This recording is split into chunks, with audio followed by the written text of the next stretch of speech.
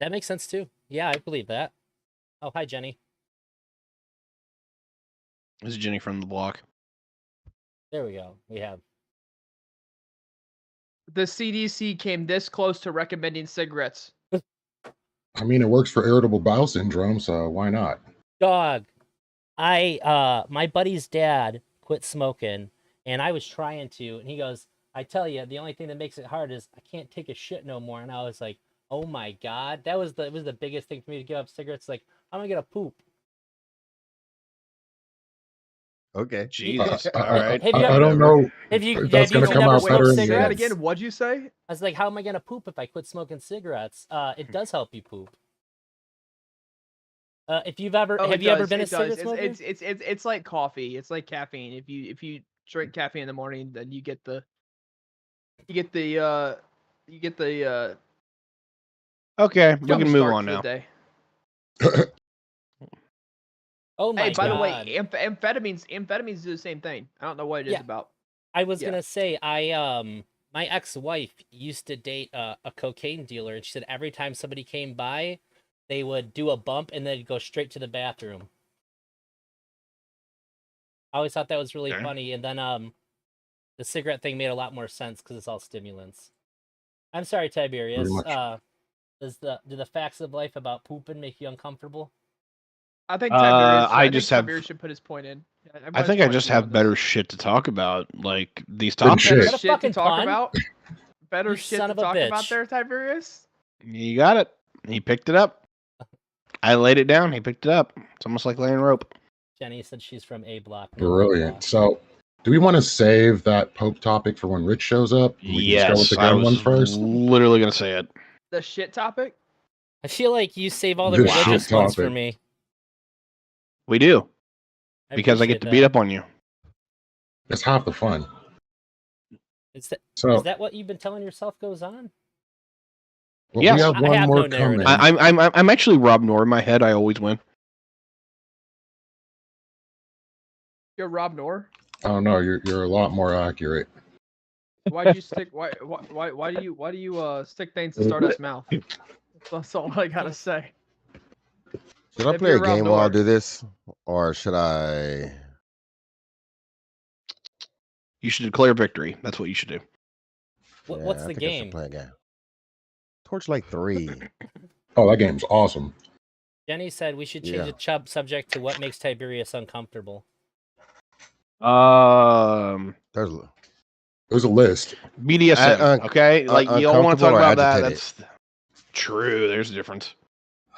I mean, I'm definitely Donald here in Trump time to becoming make the king Tiberius of America. uncomfortable. Then All right, what now? that's Like not making anybody uncomfortable. That's just making us wish to pick up our rifles, you moron. So think about this. Think about this for a second, right? no. If Donald Trump if the Trump family became like the royalty of America, kind of like the royalty in England, where the royalty has no actual power, but they're just kind of like the face person. Do you want that to No. be the face of America?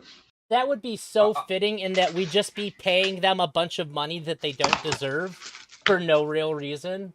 That's something the Trump family would totally sign up for. Well, sure. when you're $380 million in debt, of course you would. Is That's a that how lot of much in money. debt they are? Yes. And it's also come out that Technically, he's I been. have more money than Trump because I don't have $380 million in debt. I feel like he And they've could shown that he get is that over. back with like 4 tweets though. He's overestimated his wealth by billions. Well, because a lot of Billions things were taken into account of, oh, he owns them.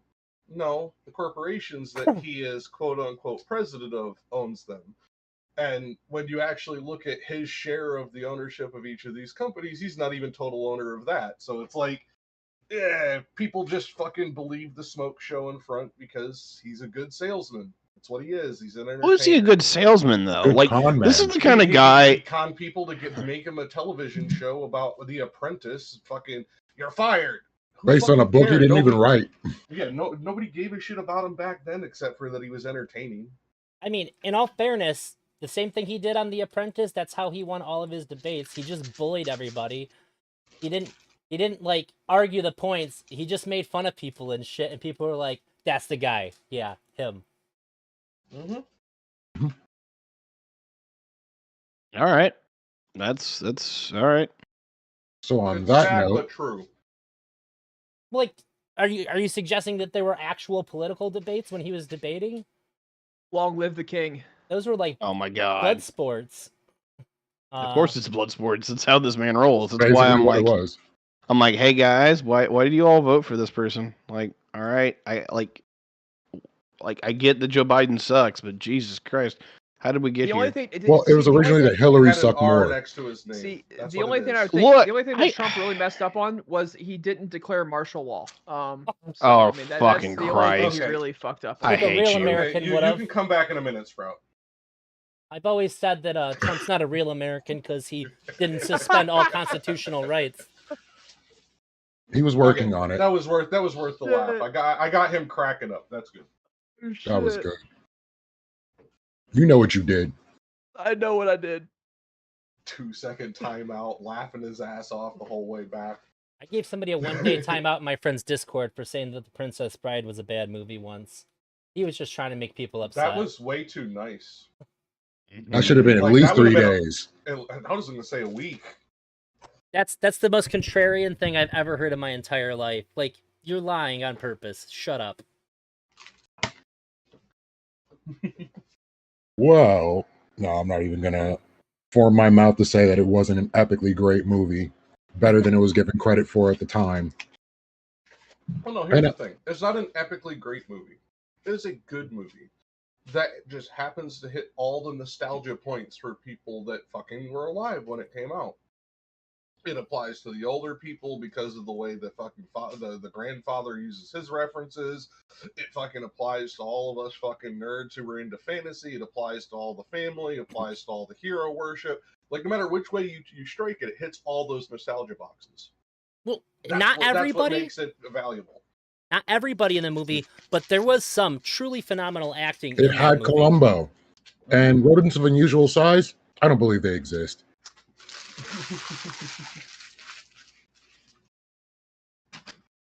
That is good stuff.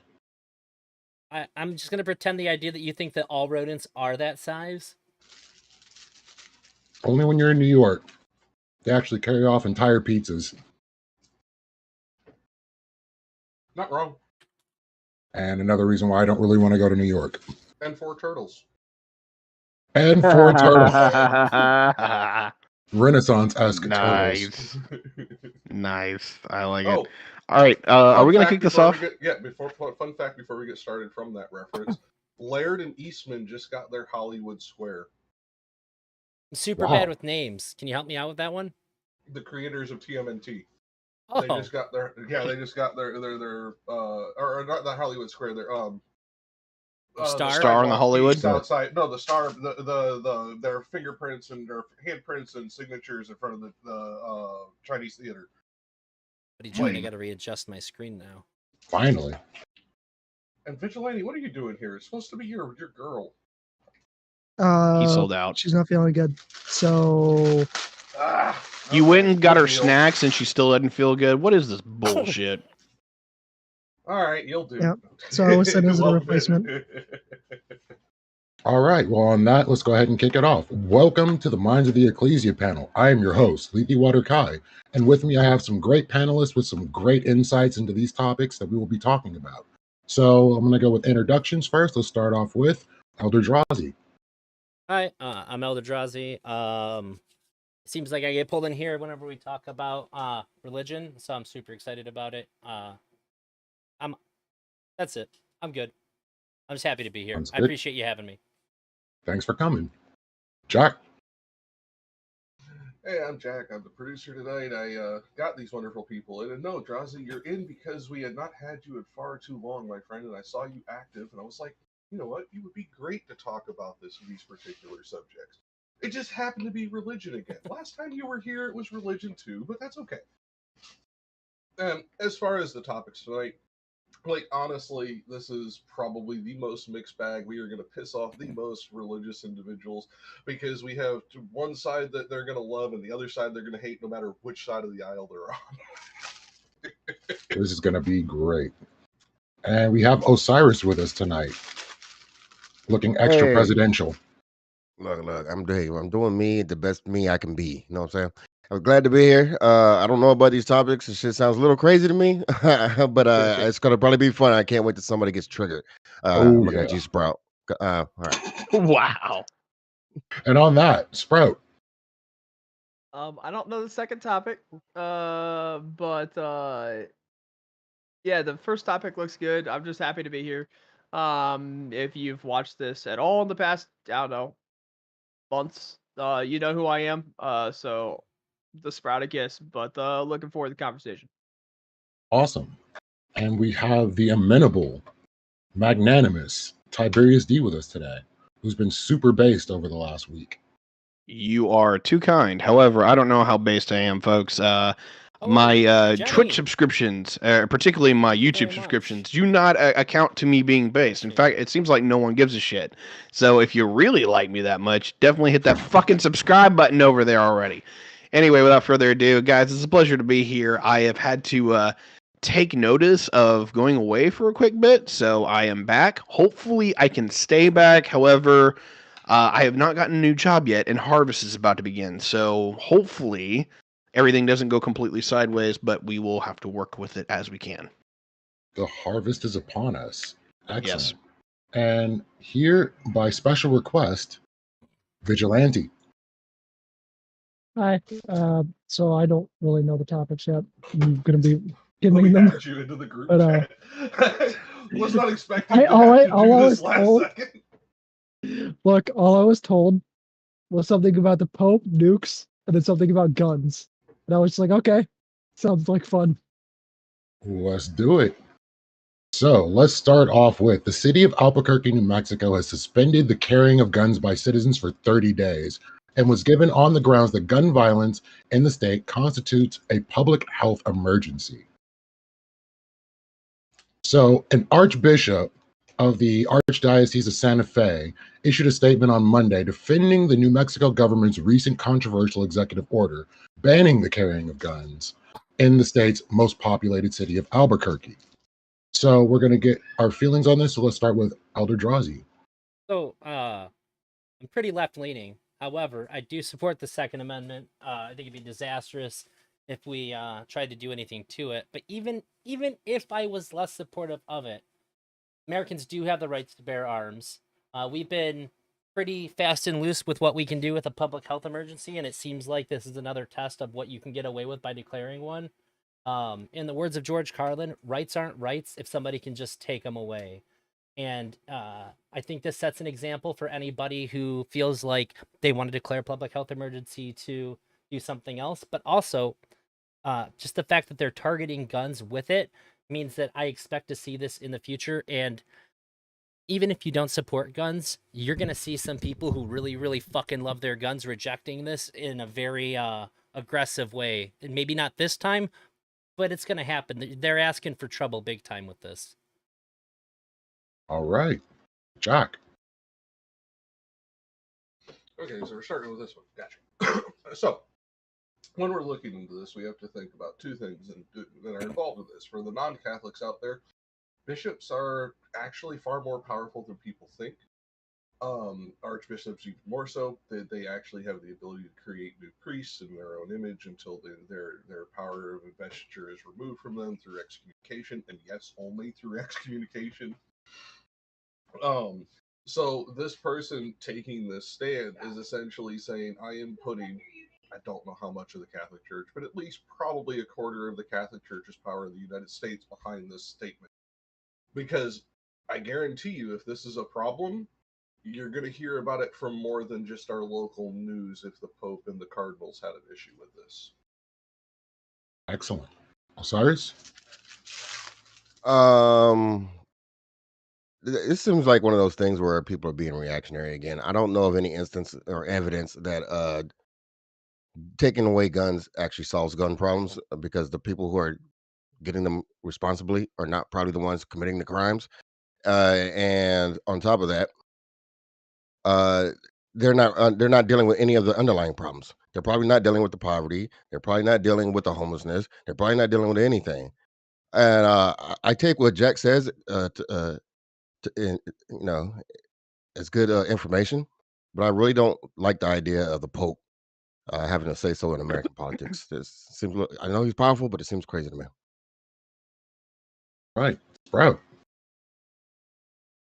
If I was a criminal in New Mexico, this would be the time for me to go commit my crimes. This would be the time. I'm not worried about flashback from the public. The only thing I'm possibly worried about is police because they're the only people that can carry now. This is absolutely insane. This is a violation of the citizens of New Mexico's rights. The Second Amendment is a negative right. It serves to protect the citizens' rights. It serves to tell the state governments what they can and can't do. And it stands to serve to tell the federal government what it can and can't do. The Second Amendment right is a right that is held above the government. So the idea that they're trying to use a national health emergency for gun violence is absolutely insane. Murder's been illegal the last time I checked for a long time. And yet they still commit murder. It's weird. It's almost like they don't care what the law says. I don't know. We'll see what people have to go with that. All right. Hi. Yeah, so I don't know a lot about this particular issue. Didn't get a chance to really read into it. Here's what I can get into. When it comes to guns, I am definitely on the right, and I am actually kind of surprised that I'm going to disagree with Osiris on this one. But number one, I don't think guns are a winning issue for us anymore. I think it's one thing when we can actively go out and say, you know what, an armed society is a polite society. I think that's not ringing bells for people anymore. But particularly, we have not capitalized on being able to say that, you know, our minorities are harder to oppress because we don't give a shit about minorities. So when it comes to where we are now, is that we've not hit the talking points where the dam. We really have just not moved at all when it comes to the fact that we now have, you know, school shootings and higher crime rates and all this other stuff. And it seems like the more that anyone does anything with guns, whether it be loosen the restrictions or tighten the restrictions, we're not seeing a correlation here. Like gun control isn't working, but also gun openness is not working either. We're in a problem here. I think the gun culture is going to like hang the Republican Party in the long term if this continues, because we have to be able to push back at least and say, hey, look, guns right now are becoming a problem, and we need to do something about it. And I'm actually surprised and proud that Republicans are trying to do something about it. The religious communities are in our house. And if we're going to have that internal fight, it's been coming. And I'm happy to have it. All right. And Vigilante. Okay. So this is the most retarded lib cuck thing I've ever fucking seen. The New Mexico governor is a fucking retard. This is just going to be fucking Chicago as an entire fucking state. Yeah. So just for the idea of what's going on, New Mexico citizens have held several protests in the streets of Albuquerque in which they openly carried pistols and various types of rifles. So I'm going to go ahead and open up the conversation. Listen, all I have to say is Hold on. I'll get to your dumb shit. I'll get to your dumb shit next. What do you mean it's going to be Chicago? No. You don't get to try this shit with me. I have way more energy than you, Sprout. I have way more energy than you, Sprout, and I Tree of can. 10 Liberty seconds in. needs Oh, water shut for the up. blood of patriots and Shut up, I tyrants. knew what he was going to Shut up, say. Sprout. I knew Shut he up, was Sprout. saying it. No, I'm never gonna get onto the dumb shit Vigilante said. Then I'll get to your dumb shit. Like, what the fuck do you mean? This is gonna be Chicago on the same rate as Chicago, like as a whole state. Please elucidate us with your. They're just your going. fucking The big criminals brain are just take going here. to. The criminals are just going to import guns to the area, just like they do in Chicago, and it's not They going to make fix the damn thing. carrying guns illegal, not owning them. You can't put them on your hip anymore. That doesn't mean that they're coming around and taking all the guns out of your fucking house, dipshit. Does the Second Amendment say the right to own guns, the right to bear arms? Hey, jackass, I said I'd get to you next. I'm dealing with his stupid I'm just shit. asking. I'm just asking. Last Like, time no, I I'm checked, it said bear arms, not own guns. Go easy on Yes. Vigilante. Didn't you see how proud he was? He had the most beautiful smile when he finished his opening Oh, statement. I know. He knew he was digging a fucking hole. I'm just helping him fill it in. So please explain this. Look, I mean, the thing is like that. The only thing that preventing carrying does is like now people can't defend themselves in public. Yeah, you can still defend your home, but you can't defend yourself if somebody pulls a fucking gun on you. What are you gonna do if somebody's mugging you? Just fucking hand over your money or fucking die trying to take their gun. Daddy. Harder, daddy. I mean, even if you have a gun, do you Okay. really want to take a mugging? If somebody's like robbing you, you're like on the street, you're like, all right, I guess we're gonna shoot it out to the death, motherfucker. They've already drawn. Just give me your fucking money. If you're this being tells mugged, me that's a how- lot how different than little Yeah, time stopping that's when you shoot him in the somebody. back while walking away. This tells me how little time any of you have spent in a extremely dangerous city who are making this take. like straight up. Like I was had gonna a say if gun they're pulled robbing on you, they me. probably took your gun I already was about too. to say, no, I've had guns pulled on me to steal my fucking rollerblades, guys. A gun for rollerblades. Please tell me you're not carrying your fucking pistol while you're out playing hockey. Like, Thank you what for the the fuck bits is cutter. this shit? Well, you don't do that. I'll do it when I play ball all the time. I don't know what you're talking about. I don't know if you've ever Osiris, been you to the can't great state of troll that well. Michigan, but I've lived in That Saginaw grin gives it away. for a long time, and a lot of times people that have guns and are using them for bad reasons, they don't have to produce the gun because you know. Yeah, that too. And by the way, Saginaw, yeah, that's a different level. Most people don't realize that Detroit is very, very dangerous, or used to be. The reason it's not Saginaw so much beats 'em anymore out. is it's completely a ghost town. Saginaw, that's where all the people left to, because that's where all the jobs went. So yeah, that's interesting. I did not know that's the exact place you lived around there, but yeah, I that's don't. No. I live in a nice area now, but fuck, I lived in Saginaw. I have You're like, literally "Nope, I'm out." went to go buy a soda and just seen a dude stand outside. Go, crack? Anybody want crack? And I'm like, I'm the only one here. What do you mean anybody? No, I don't want any crack. I pulled up at a gas station and had some dude come by my window and be like, "You looking for some mushrooms, man?" I'm like, no. I was like, shit, I ain't got any money. Normally, yeah, but like, if you hang out around here, I'll be back. So your problem is that one offered you one you didn't, and one offered one that you did want. So like, this just sounds like a fucking. Neither of these are a problem per You're se. telling us you're spoiled for choice, and you're bragging here. It's just the level at which the flagrant disregard that people have for the law in Saginaw is on a whole nother level. Because like the crack guy, he was talking like there was like a bunch of people maybe further out that could hear him too, but it was just me. People are just like, crime. Cops can't deal with me because people are being murdered right now. So he may have had heightened senses to know other people were around, and you just weren't aware. Well, no, the reason that this is a silly take of that guns make a polite society, it was always a shitty fucking talking point. It was never fucking true to begin with. An armed society is a polite society. No, a well-educated society is a polite society. A well-maintained society is a polite society. A well-armed society brings us back to Genghis Khan. I don't think that was particularly peaceful or fucking polite. Like, this is just fucking stupid to think, oh, it was the gun that made us polite. No, it was a lot of fucking family values. It was a lot of fucking education. It was a lot of things that are no longer taken care of within this country that changed the metric. It wasn't the guns that changed it. We, as a society, need to evaluate it based on this new metric. Because guess what? Guns have become a problem, not because they were always a problem, but because we fucking created all of these other fucking problems that are fucking capitalizing on it. It's just that simple. So no, like the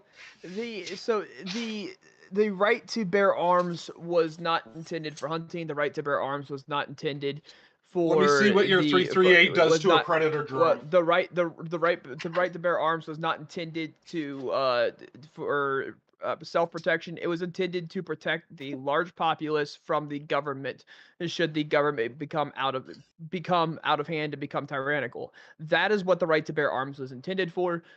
People all over the place are going to continue to use what Jack said, and see what your 338 does against a predator drone.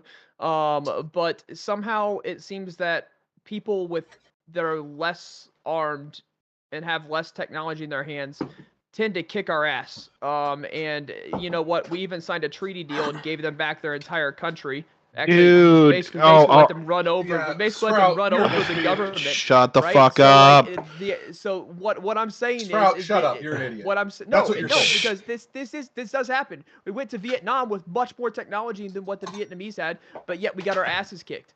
Yeah, because we It's keep not a single playing war variable with the gloves subject. on. No, let me play this. Yeah, Like, go ahead. okay, Fuck. look, here's the reality, right? There is a part of me that absolutely believes that if you are armed, that the authorities do have to, like, higher escalate. And that requires more energy, more money, more effort, and also is a, like, threat and viability to their own livelihood, right?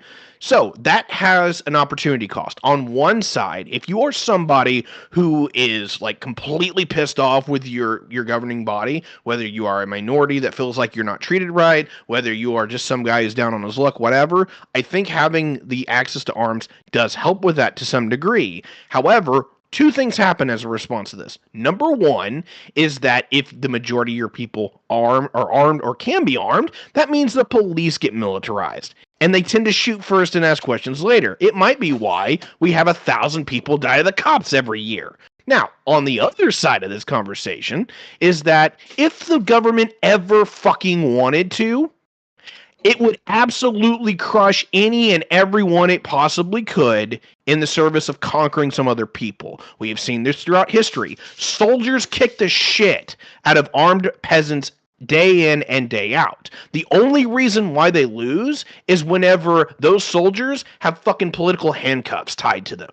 We didn't go around bombing the living piss out of all of Vietnam and all of Afghanistan to the point where it's like we were going to tear them apart limb from limb. No, we played nice. We let the politicians run the fucking war.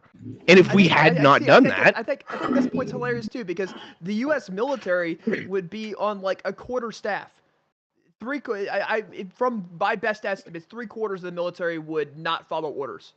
They would not follow orders to take arms against the American people because the American people wanted to bear arms. Those orders would not be followed by, I would guesstimate, around 75% of the United States military. Guesstimate is exactly right, because guess what? A lot of fucking cultures have thought the same exact thing until the fucking government does it, asshole. I just want to point well, out. I'm not going to go down that. The only other culture you can really compare America to is the Roman culture, in which, yeah. Okay. No, Well, we can compare the American culture to what it used to be. You can compare it to Rome. Yes. Were you the one that said an armed society is a polite society?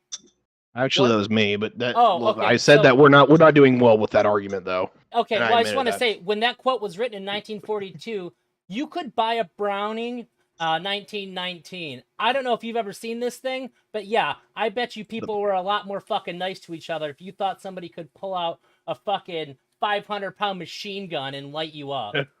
No, that's retarded. That's a bit different. So gun control was also created to try and stop the Black Panthers from getting any more power than they already had. The gun control was created on the back of racism to try and make sure that the rebellion that was happening did not become an armed rebellion. No, specifically, this is what. No, hold on. Specifically, this is when the right wing douchebags not only switched from fighting anything to do with gun control, but absolutely put their full support behind it because of their racial intentions. When the Democrats have been fighting for legitimate fucking gun control for almost 20 years at that point and being headed off at the pass at every fucking opportunity. And since this fucking one time that they actually pushed their fucking weight behind it and got gun control, they have fought it every time again since. And in the process of doing so has made every gun regulation in the last 30 years completely ineffective. So yes, when you're talking about the NRA and the fucking right wing, because what you're saying is ignorant. You are talking about this was used you're acting as like right wing's gonna piss me off. You're acting like No, saying it's the no, right wing is gonna piss me stop off. interrupting, jackass. It's not because been I a think little it's going to triggered. piss you off. What I'm talking about here is that this is absolutely a single point topic for the right wing. The only reason they give a shit about it is because it wins them votes and they're simpleton voters who actually think that their fucking Mossberg is going to be able to take on a Bradley. I'm gonna have to fight. I'm gonna have to flip sides just to fight Jack on this one because of how hard he wants to go against the right. No. Just that's what I'm talking about. There is absolutely look. I will totally get that we embody an element of the body politic that is a single issue voter. This is the only thing they give a flying fuck about. And like I've openly said, like these people are becoming a liability for our party. So I will own that. The other side of this though is that like look. I get that you don't like the right. Fine. No, Like I don't we're like not the idiot right. You're a right winger. I like you. You're not a moron.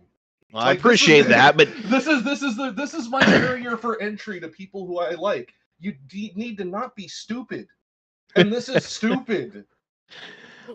Jack, your point is that your gun's not going to help you against the drone attack, right? Yeah, which is the whole thing of, oh, this was meant to protect us against the government. Well, guess what? If that was the case, our framers failed us. No, so here's the thing. You can have the government in a militarized way combat American citizens in a way that'll be acceptable by the public. However, you cannot have the American government use a drone to murder an American citizen. We're talking civil unrest like that. You can't just start using high-grade military equipment and to mow down American citizens on American soil. That's like we already have no. We already have police UAVs, and like people don't even talk about it. And more particularly, we already have police APCs. Does it against black people. That's they don't different. care about that. That's different. As much as I agree, that's not mowing Sprout, people down I'm with gonna have to drones. point out. As much as I agree with Sprout, I'm going to have to point out. I'm going to have to point out the fact that we've had several several times where the U.S. government, one of which actually was in Ohio, at Kent State, is one of the examples that the National Guard just mowed down a bunch of unarmed protesters and nobody fucking did a goddamn thing. And then we could it happened during. You can have people using guns do it, and Americans will accept it in certain circumstances. We can have people in planes dropping bombs on residential housing, Drazi, and shit didn't change. Please tell me difference. how. Dropping a bomb on a residential housing block is very much the same as what we're talking about with unmanned aerial ordnance. When did a bomb get dropped? When did a bomb get dropped? 1980s. Oh, the helicopter bomb drop. Yeah, okay. We've literally, and we also did it again. We also did it before that in the 1930s, back in fucking Oklahoma. We did it before then in the 1918s in fucking in the Dakotas. We have done this multiple times. The U.S. population doesn't give a shit.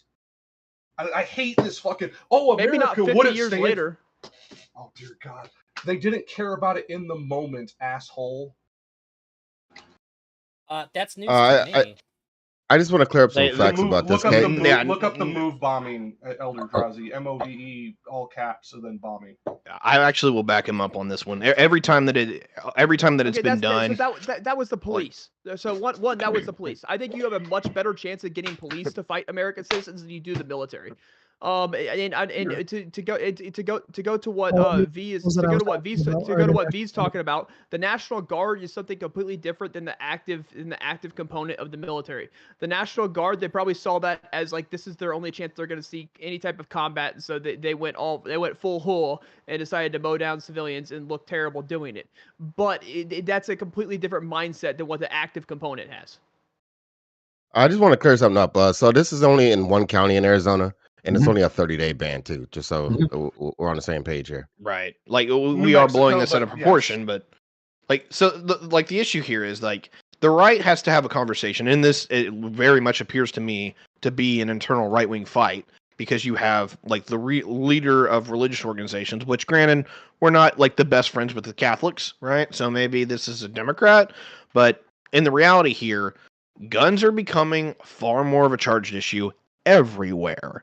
And I think you're going to see political schisms start firing off within the communities because people are getting tired of being mugged at gunpoint in some particular communities. And other communities are tired of hearing that, somebody died in a school shooting somewhere in the country and they think they're going to be next.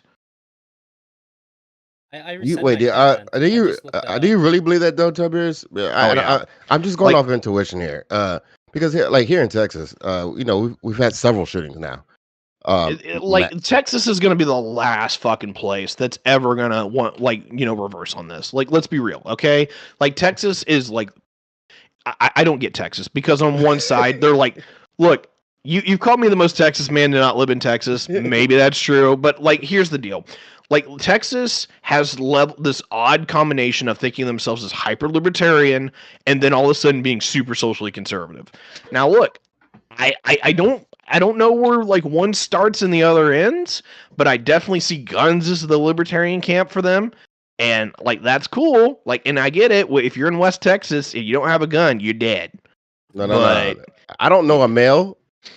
I don't know one male who doesn't have a gun here. I just believe don't know. Not Right, even just West like, Texas, everywhere. So, like, there's a part of me I don't that's know a like the gun. right winger. There's a part of me that's the right winger where it's like, hey, I got a good 5,000 people in this county that are more than 20 minutes away from the nearest police station, right? Like, you need a gun. Or at least you probably should have one somewhere just in case something happens. Well, not only that, if Right. you're 20 minutes from the nearest police station, you probably got animals that you probably want to fend off and shit too. There's all kinds of shit, right? What really I'm trying to boil down to is this. There is a level of pragmatism that we can approach this conversation with, and there is a level where we can just do talking points. Do I agree with Sprout that like the military probably will never like really like ramp up against its own population? Clearly not, because we didn't like destroy J6. Like any other government, they would have came in with fucking troops and they would have killed everyone there. I don't know how we don't do that, but apparently we don't. Because we couldn't call in the National Guard. There was block stuff even calling in the National Guard, and even when we did call in the National Guard, they couldn't have loaded weapons. If you noticed, go back and look at it. Jesus There's not a single Christ. magazine in any one of the. Aren't you NRs. proving his point? There was no force that we could have even applied. If I would, okay, granted, this is probably just going to come off as me talking out of my ass, but if I'm a colonel anywhere near DC and I see that on the fucking news, I'm literally mobilizing my troops and saying, you're killing everyone in that fucking building. Will But they I'm respect probably that like, order honest, though? I agree. Yeah, with but you. yeah, will they I respect the agree order? with you, Ty. I don't know, because there's levels to where I have asked a lot of people both in uniform and out of uniform how they feel about stuff like this. And the community is really divided because a lot of them have sympathies for Trump and like the Republican cause. And there's a lot of them that are like, I swore an oath to defend the Constitution, and right now it's under attack. Those people deserve to die. It is very like there is no answer to this from that taking community. up arms against the entirety of America, every American that wants to bear arms, taking up arms against them, Yeah, is not like going to fucking happen. Right, like that obviously that's not like the case, at least not yet. Like if these folks like show themselves to be completely deranged, that's another conversation. But until we get there, that you're correct, and I'm not acting like that's the case. What I was arguing originally was that like the argument that guns are actually a viable option against the state, it's only viable if the state respects you enough not to use like their full force against you. And whether it be thankfully or reluctantly, and I've debated this in my head all damn day, is that do we have let me rephrase that. Is it a good thing that we do have both officers of the law and military personnel that have serious reservations about taking arms against their fellow citizens? Because there's a point where I get it. This might be your family. This is somebody, your nation, your kin. But on the other side of this, like, there's shit that is straight up treason that happens in this country every now and again, and we do fucking nothing about it when it deserves, a smacking. This is an interesting conversation, but if I can fish it back in a little bit to this Sure. case, this is a gun violence case Right. that we're talking about. And to my opening statement, I still think that the real problem isn't really guns are not the real problem. At least that's not been demonstrated to me. I think the real problem is poverty and other problems that are going on in various communities in this country. Because it's not like rich people are out running around their neighborhoods and shooting people. They got Also, guns. well, I mean, it's also a mental health issue to where the United States partially that might be because people who are poor can't afford therapy as much as someone who's rich. They can't afford like the right ways to actually take care of mental health, and so their mental health just kind of like gets there to just kind of stagger and kind of keep dealing with and keep dealing with and keep dealing with until it gets worse and worse and worse because they can't afford therapy. I know multiple friends who were scared to go to therapy because they couldn't afford it because they didn't see it as something affordable option. And so like when we have like people debating between like putting food on the table or going to therapy, it leaves the citizenship in that situation in a very bad situation of either I go crazier and crazier and crazier or I don't put food on the table. And which one are you supposed to choose? I don't know. The issue that I find with these types of conversations is trying to nail down what the real problem is. There's a lot of real problems that are happening. I mean, because it's not one real problem. It's a big circle of fucking problems. You got disenfranchised poor kids who are going to probably not grow up to have good opportunities. Who are going to probably make bad decisions, and they're not going to get second and third chances. Not going to do any of this shit. You got street gangs. You got all types of crime that are happening in the neighborhoods that are influencing these kids. So they're on a one-way track. They're doing what they see, and all these things are going to lead to the crimes and the violence, and the crimes and the violence is going to lead back to the kids again. And I think that's really the problem here. I don't think it's specifically the guns. That's my opinion, though. Not an opinion if it's a fact. Yeah, I mean, Well, I are don't. they just saying true? Nobody can demonstrate that it's a fact that what exactly the problem is. That's what I'm saying. That's all. I'm fucking with Jack. I knew that one was gonna get Jack up in a no. Okay. No, that's not. Yeah, no, because I know Jack probably agrees with Osiris on that. No, but Yeah, calling well, an but opinion a because fact, I thought would make Jack kind of steam up a little bit. I just no, thought that no, would kind no, of like no, no. ramp You've it up. already said enough of your dumb shit that I've already taken out on you. You're gonna have to try harder.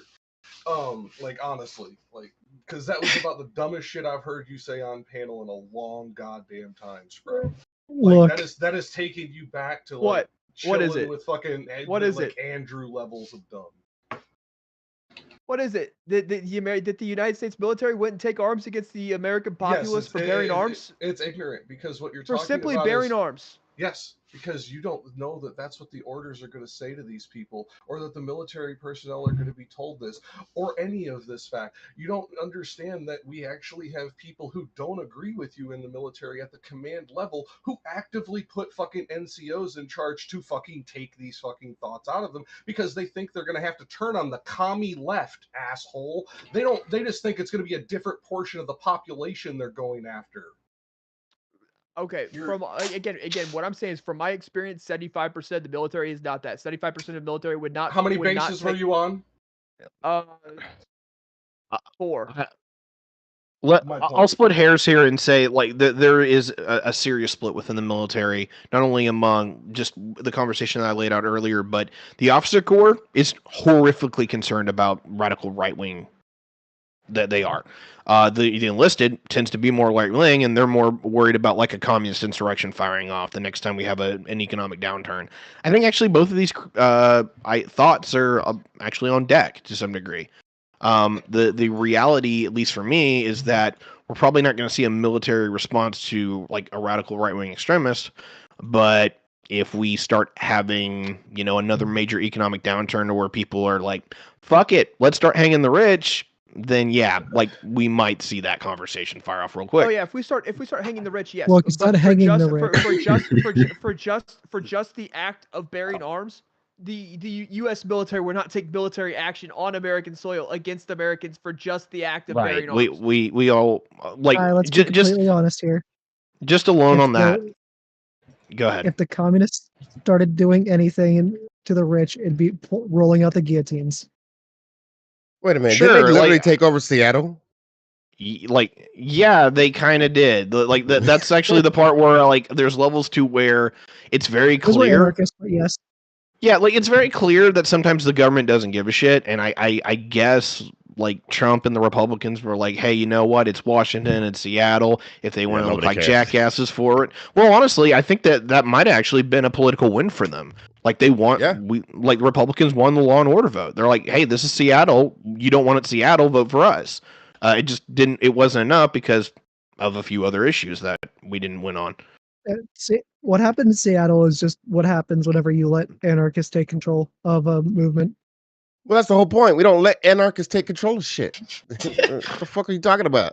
what is Ain't anarchists the motherfuckers who always talk about like they don't want a system in place? Why would we let them in control of a fucking system? Like, nah. That just sounds like that sounds like a recipe for fucking disaster. And Also then kind of and ironic saying that they're taking control. Like, isn't that kind of antithetical?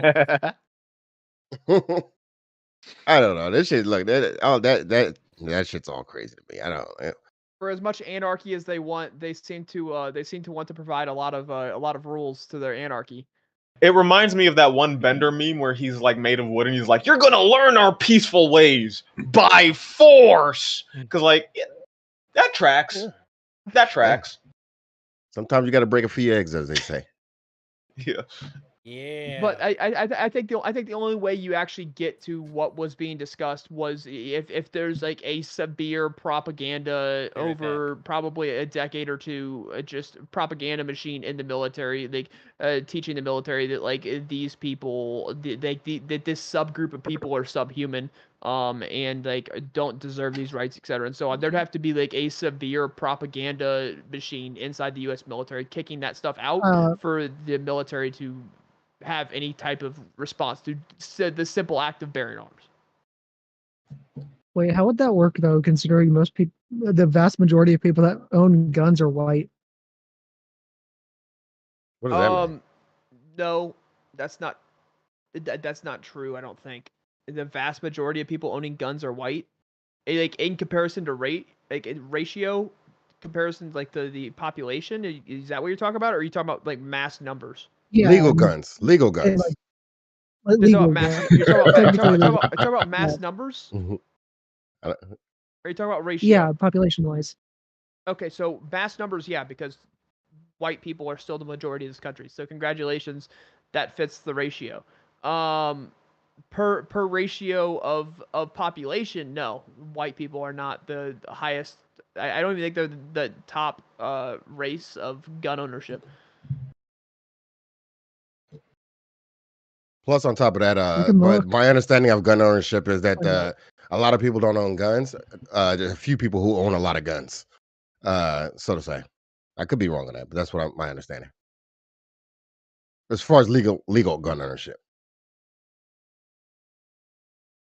So, God damn you guys. for the most part, when you have severe crime. Wait, I have the answer to this. Oh, he has the answer. I had to use the bathroom and I had to hear people saying incorrect things about stats. 36% of white men.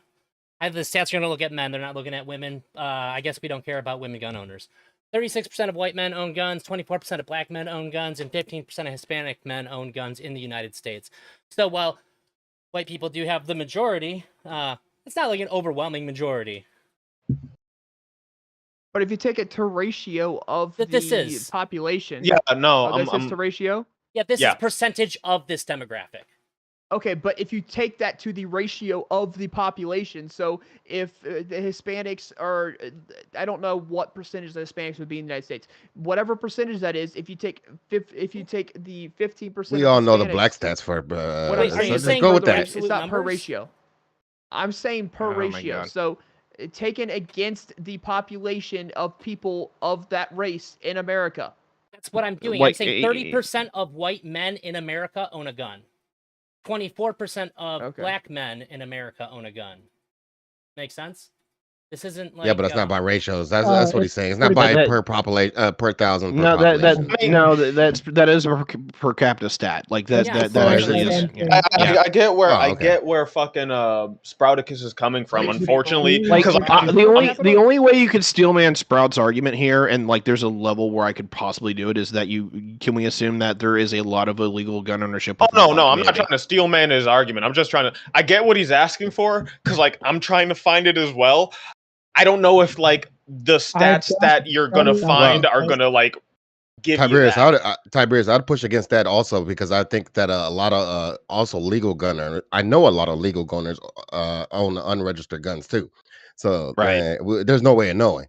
Yeah, like the problem with gun statistics is that That's the we're study. doing a lot of Just like fucking guesswork because, like, literally, like because of the NRA and this one in the single issue voting group, we've had acts of Congress to make it to where like the CDC can't calculate or cannot collect data on this shit.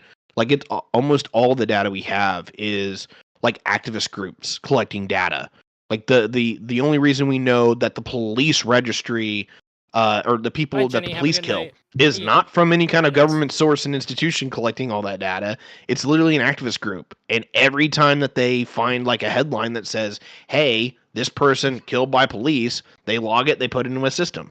Still, oh, by the way, it's still 60% white people who die from the police, but you know, we won't talk about that.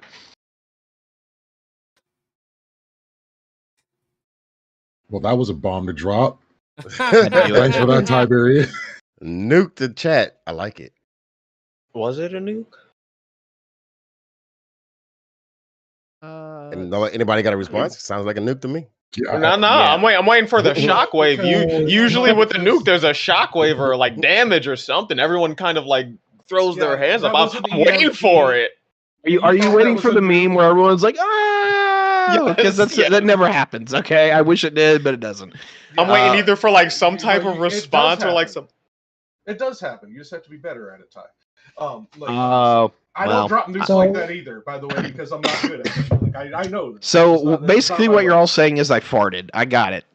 Essentially, yes. That you thought you set off a nuke. It to was really answer your just a- question. I didn't say I set up a nuke. Somebody else did. Listen, Osiris is being my hype beast. I'll be charitable. It wasn't a nuke. It was more like a dud. Like you did drop the bomb. It was supposed to be something, but like it didn't go off. And now I'm It looking just at took like out my one building. shed. The I'm silence looking was at my deadly. shed. I'm looking at my shed like, yo, what the fuck is this? What am I All right, supposed to do with So this now? the move bombers would have been better off using that bomb instead of the one that they used that took out 65 buildings to take out that one building instead.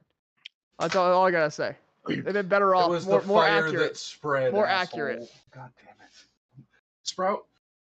I'm gonna have to like turn your meme mode off because yeah, I knew this was coming. Yeah, you said enough stupid shit. Samantha joined. Oh Jesus Christ. I'm gonna like go fucking smoke or something for a minute. You all have fun with that shit. I have no other way to ask this question, Retarded. so I'm not trying to be a dick. Is Samantha the one that came on after she had been drinking last time I was on here? No. Or is that somebody different? No, Samantha is not a drinking problem. Samantha is a Samantha problem. Don't worry about that. Well, I'm not saying she had a drinking problem just because she came on after having a couple drinks. God damn. Oh my god, turn the Spurg level down, dude. Holy shit. I already felt weird Okay, enough I having to don't know frame why. it that way, but that's the only way I had to characterize like what I remembered from the. I Do guess they it's let you out of your house without a helmet, or is this just like a free for all anymore? No, she's gotten started. They don't have to let me. I wear my helmet when I go out. Good, I thought that was mandated, just like the masks and the fucking jab vaccines. I'm a responsible retard, okay? I know is what happening? I am. No such thing. Okay. All right. So there's only two. I'm going to ask a quick question of two people in here, because one I know is somewhat smart on the subject, and all of the rest of you, I'm assuming, are retarded, except for Jack and Leafy. Sproutacus, give me a TLDR on the position. The TLDR right now is well, we kind of switched topics. The first topic was kind of whether or not the military would take arms against the civilian populace for No. bearing arms. And then the second part that we've kind of gone to is the per capita rate of gun ownership and whether or not white people are on the top of that kind of like statistic. I personally don't think white people are on the top of that statistic. I think that would be inaccurate, but someone else seemed to pull up a study that says that I'm wrong. So I did. Well, We'll it's not a see. study. I just pulled up the stats. okay. Okay. Well, That's real quick. TLDR. Okay. So basically, the did anybody come to a consensus, or who here thought that the military would actually turn arms on the American population? I said Jack? they wouldn't, and then Jack made a point, Okay, and I 'cause- looked it up, and I found out that they bombed Philadelphia. No, the and I was police like, did. Okay. The police did. That was the The police. military did not. The police did. Oh, Okay, so well, I was- do you think that the military, who's made up of people like Osiris, me, Sprout, Jack, and stuff, do you think we stop being people when we put on a uniform? Do you think we don't know that our families live in these communities? Do you think we want to go out and No, fucking Samantha, you know, my machine point was- pull a no, Jack, I'm not talking to you right now. Okay, you just asked you and a I can question. discuss No, this. no, You and I, no, Jack, you and I will discuss this later. Okay, we don't do this in front of the kids. Oh, we can, because all I was going to say is what I said was that's if they know what they're being sent in for. That's No. The military, the modern military. If someone were to say like, "Turn your guns on these people," like the modern military would be like, "Bitch, you retarded." Like they would walk off, be like, "I'm gonna put this on TikTok. You gay as fuck." Like, nah, you wrong. Let him cook. Let him cook. Nah, you wrong. Cap. Okay, cool. At least most people had a brain. Yeah, the police bomb people. The police fucking like. If you wanted to go in like back in the old days, yeah, sure. Modern day, not gonna fucking happen. Too much media. Like nobody's gonna be like, they can't keep it a secret, right? The briefing on that would end up on TikTok. They're like, dudes, check this shit out. They fucking crazy, dude. Okay, so anyway, the gun ownership thing. White people owning most of the guns. Yes, that would make sense just by pure numbers game alone. no, it's per capita. Per capita. Yeah.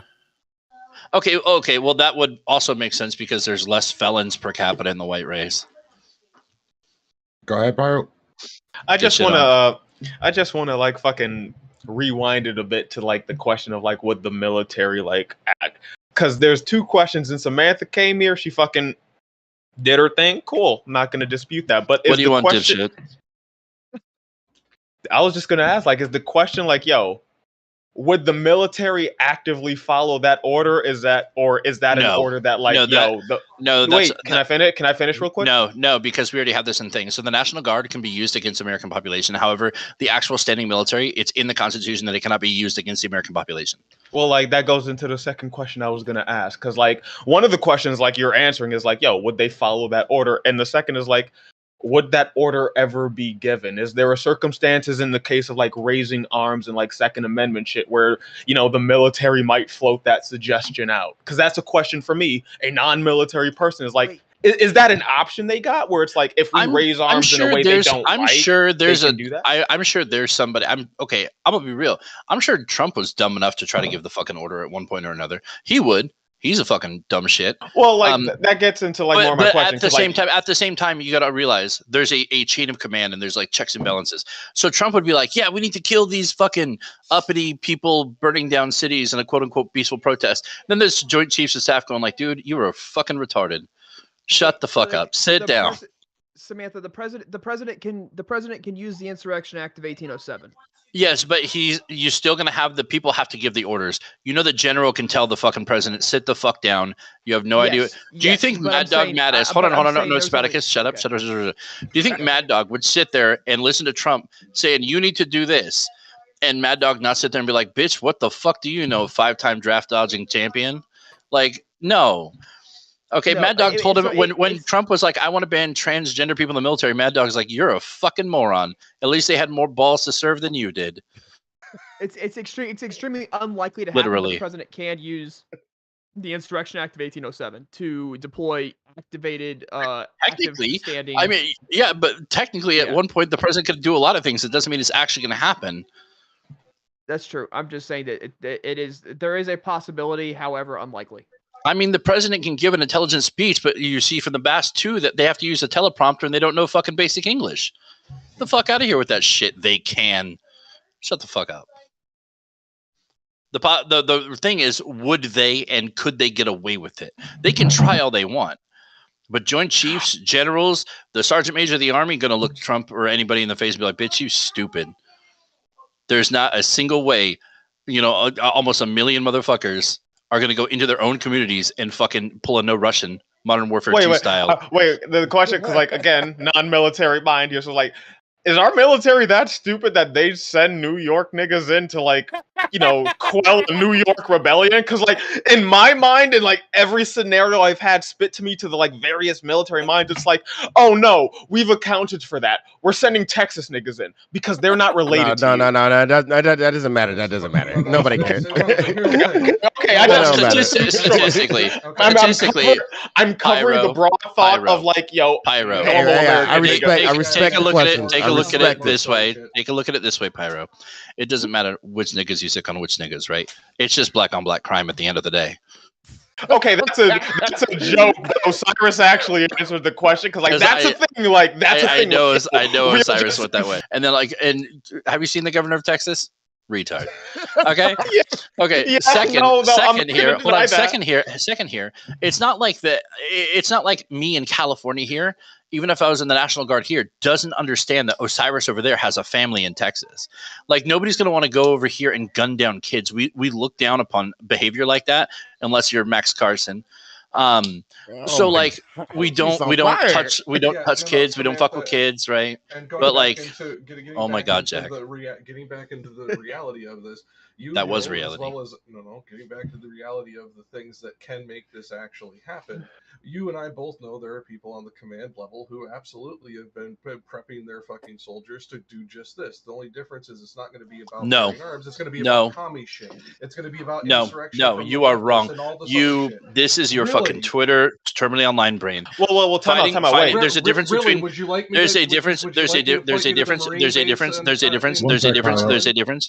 between fighting communism and shooting like families in the United States. Okay, so but here's the difference. Shooting an enemy combatant of communists that like form up in the United States after getting here is a lot different than walking into like families' houses in fucking northwestern Florida and yeeting and deleting families off of the fucking universe.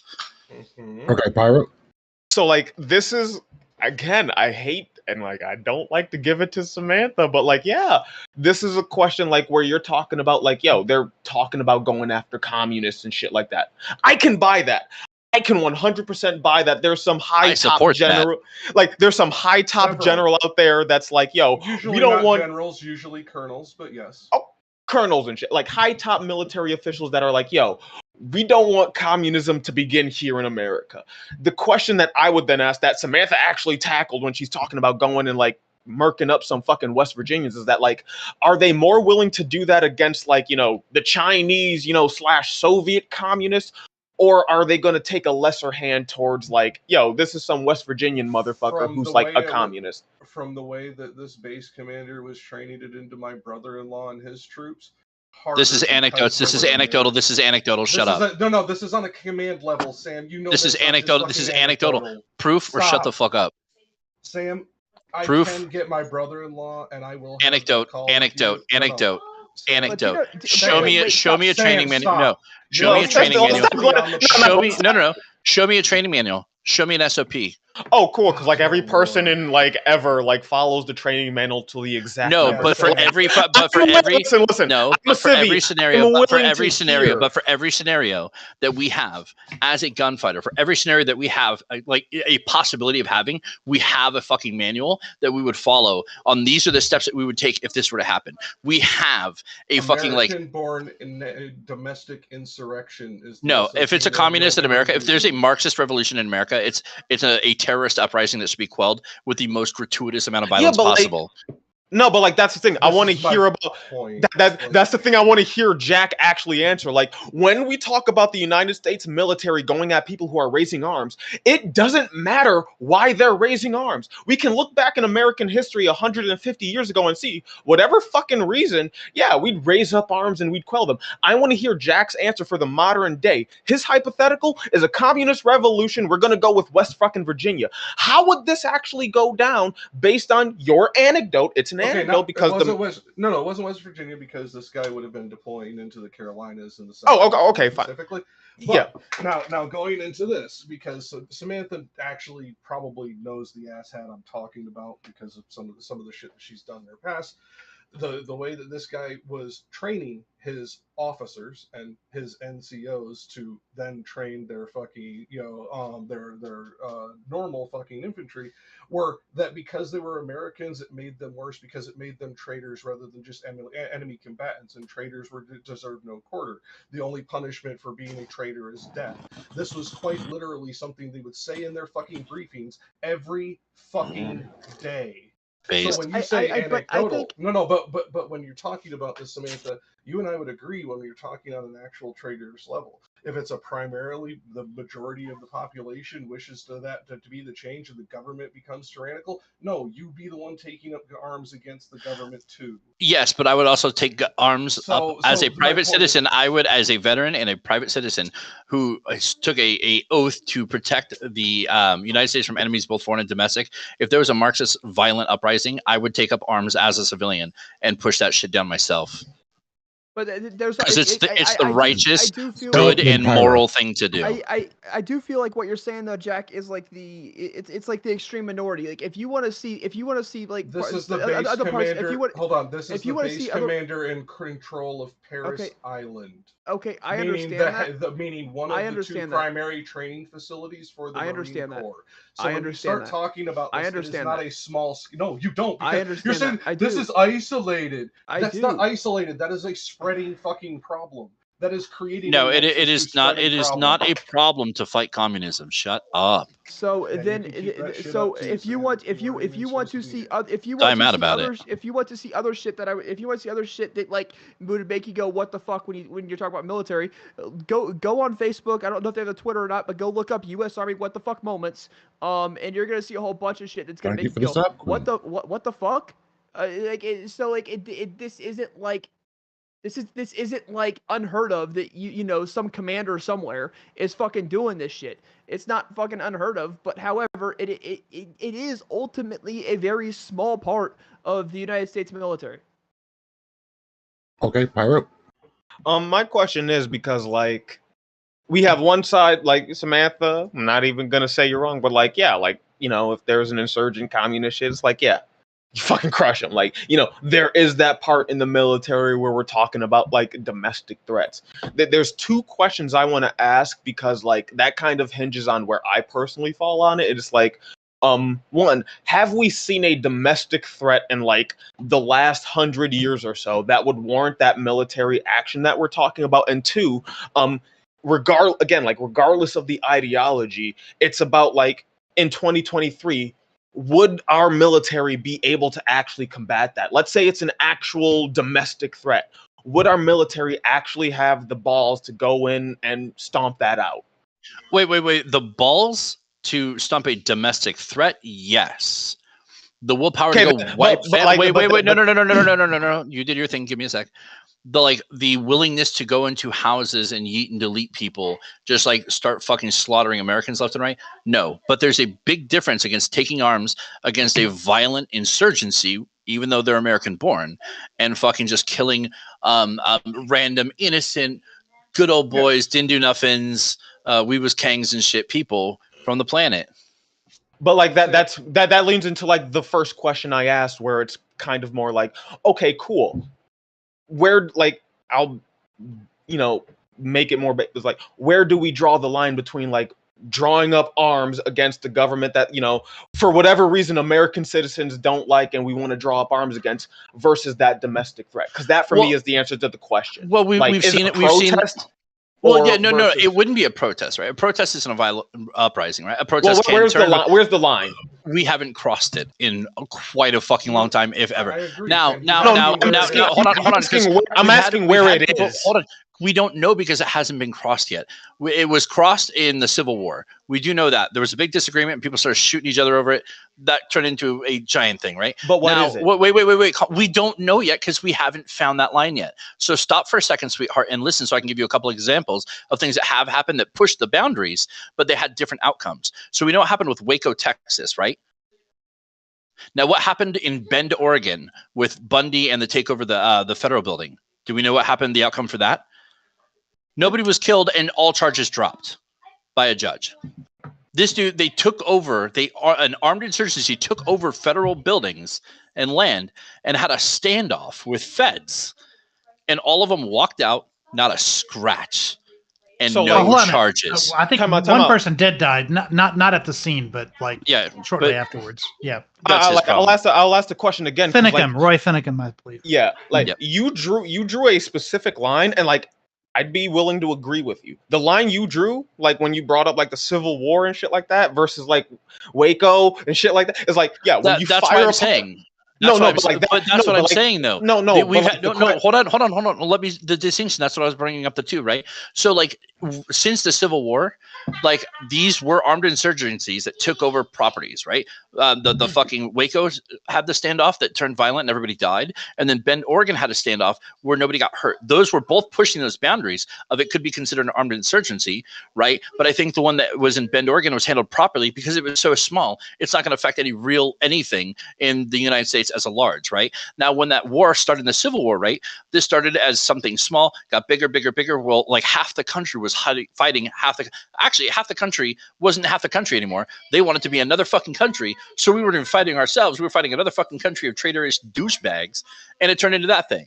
Okay. No, but like, so we haven't found that line yet because since the Civil War, nobody's got close to that line where they're fighting that many people on American soil. No, but like I'm asking within like For the your confines of this opinion, Sam. Yeah, For- like yeah. I'm asking like for this, like, because like If the line 1/3, seem- I'm pretty sure. wait. No, Jack made it clearer than your long rambling bullshit. Did. Okay, so in my opinion, it would Sorry, probably I take deal like with a Sam quarter. lot, It Tyler. would I probably deal take with about Sam a lot. quarter if it took like California taking on the rest of the U.S.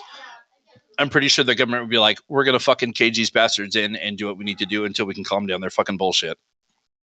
So you believe it would be a isolate rather than a full mobilization? I think they know the backlash of what happens when you fire on American people nowadays, especially when cops do it and you see people burning down entire cities over it for 2.5 years with the burn murder people. However, I think it would be they've learned some lessons to the point where they would try to isolate it, cut off borders and ways in and out, and try to either resolve the issue peacefully before moving to a violent thing, or hoping, just like in the case of January 6th, if you shoot one motherfucker, the rest of them will scatter like cockroaches. Hashtag Ashley Babbitt deserved it. Damn. Go ahead. No. Fire up. Hold on, just before Pyro goes. One Okay, sec. see, Sam, this is my point, though.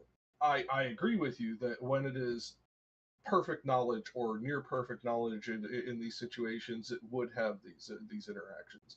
But we do know, and you and I both know, that this won't all just be active duty. This will be a lot of other fucking, less friendly versions of our government that most people in the U.S. don't even understand exist, let alone understand their powers. That would be also be. I was asked if the military proper would engage. I answered if the military proper. What the CIA does with Special Activities Group and Special Activities Division is separate from the question because they will shoot anybody. They don't care. They're the CIA. And Sam, what I was They shot trying to presidents. also point out was lack of perfect knowledge. If these people are given the orders and the information that is a lie, which you and I both know does happen, and they are going in on information thinking it is an actual fucking armed insurgency, they aren't going to be pulling punches. Oh, no. I'll stop you right there because infantry, big time, actual killers. None of this fucking radio commo fucking LARPy pogue shit, right?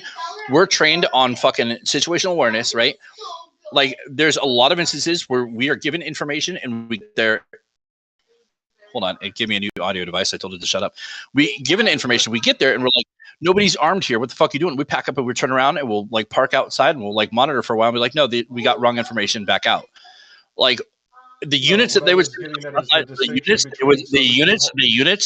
that they would send to the front lines of things. Like if we remember Operation Jade Helm, these aren't like your average infantry dumbass units.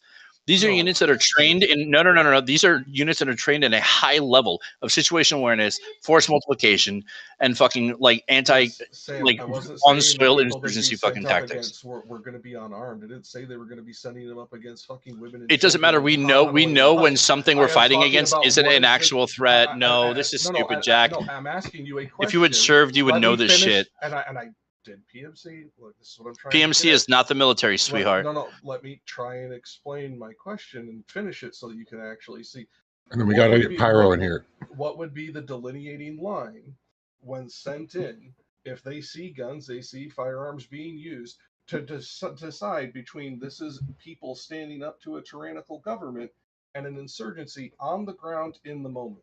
What would be that firearms line? being used? If so, here's the thing: a bunch of people fighting cops.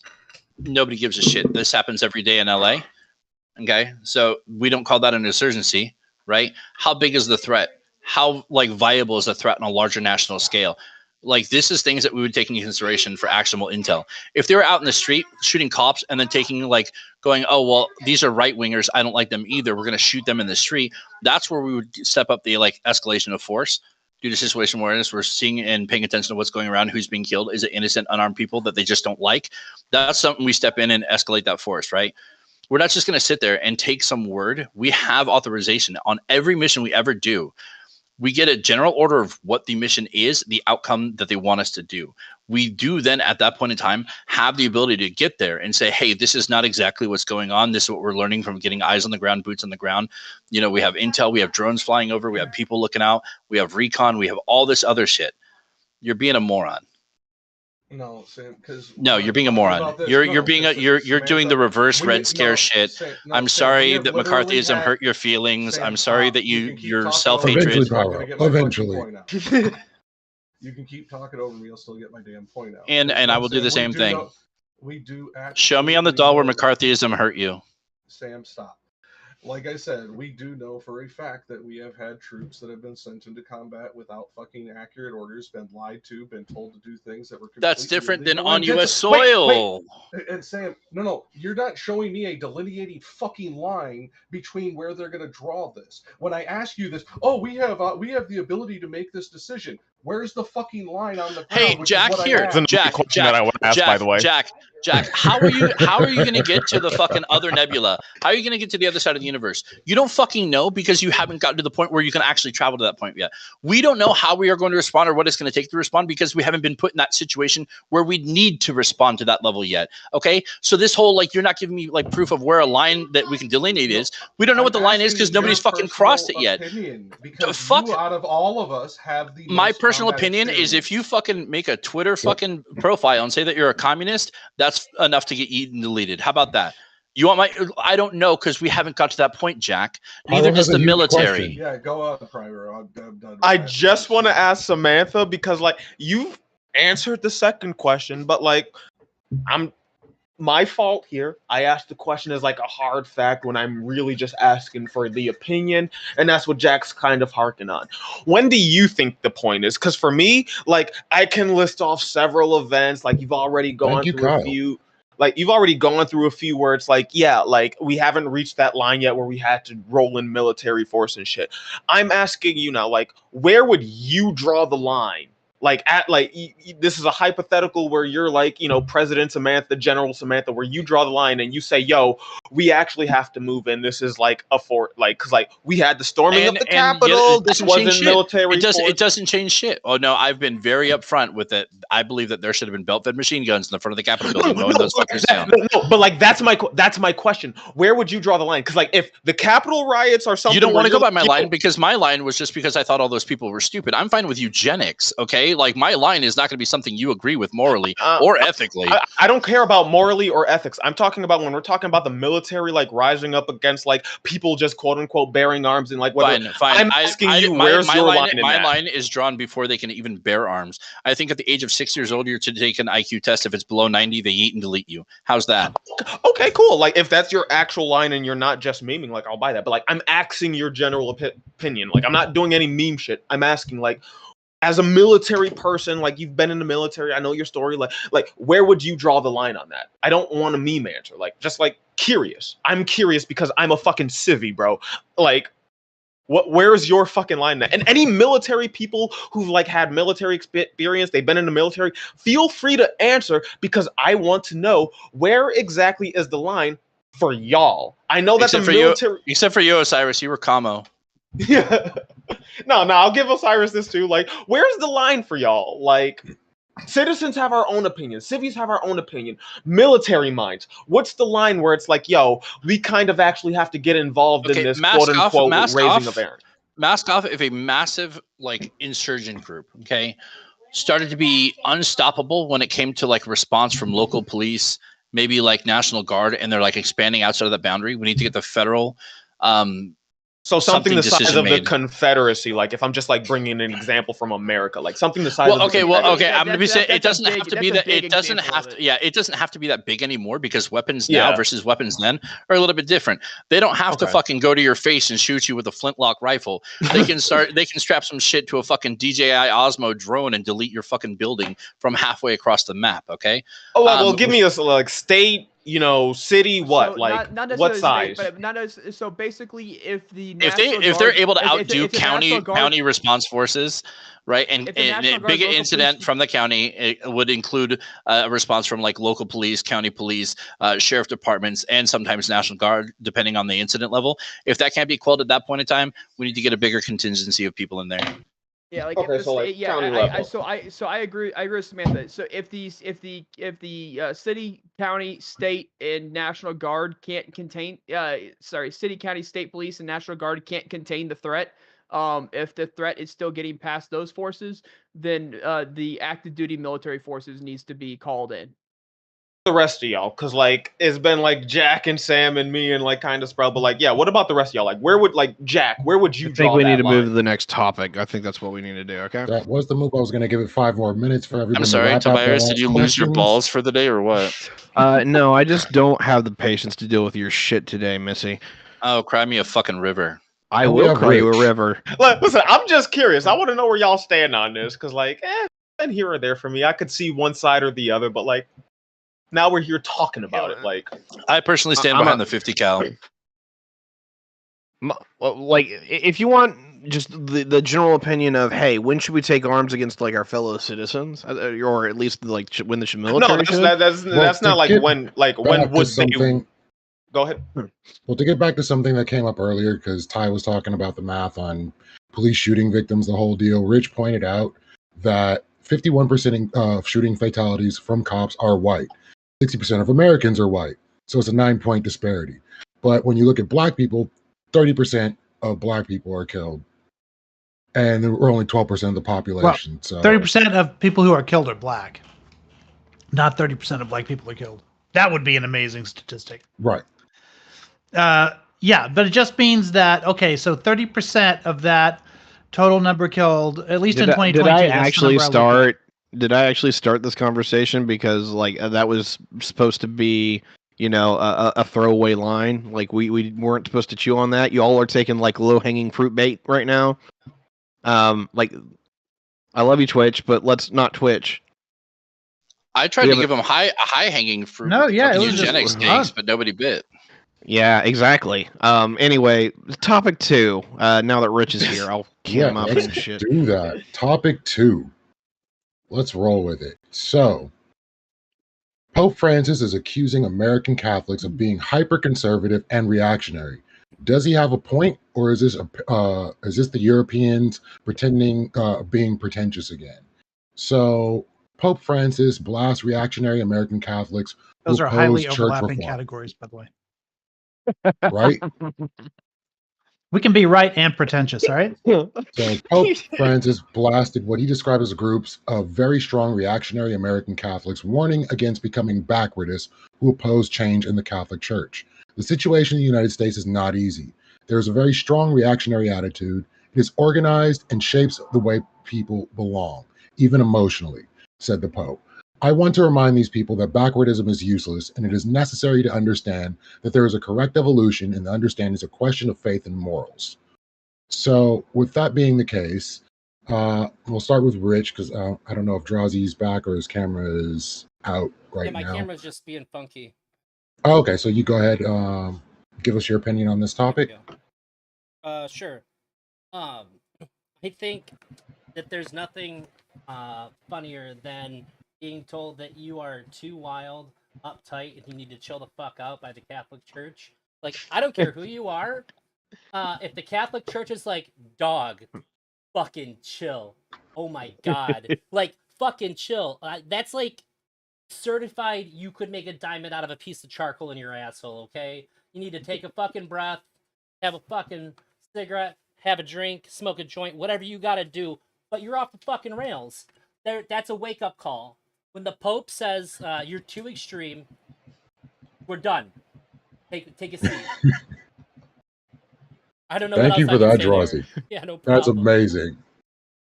Okay, Rich.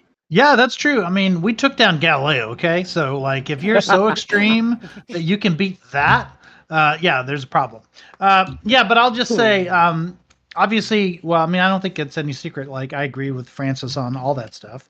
And also, like, I maintain a spreadsheet database of the College of Cardinals. So, like, I track the math on how a lot of this works. To a lesser degree, I also look at the U.S.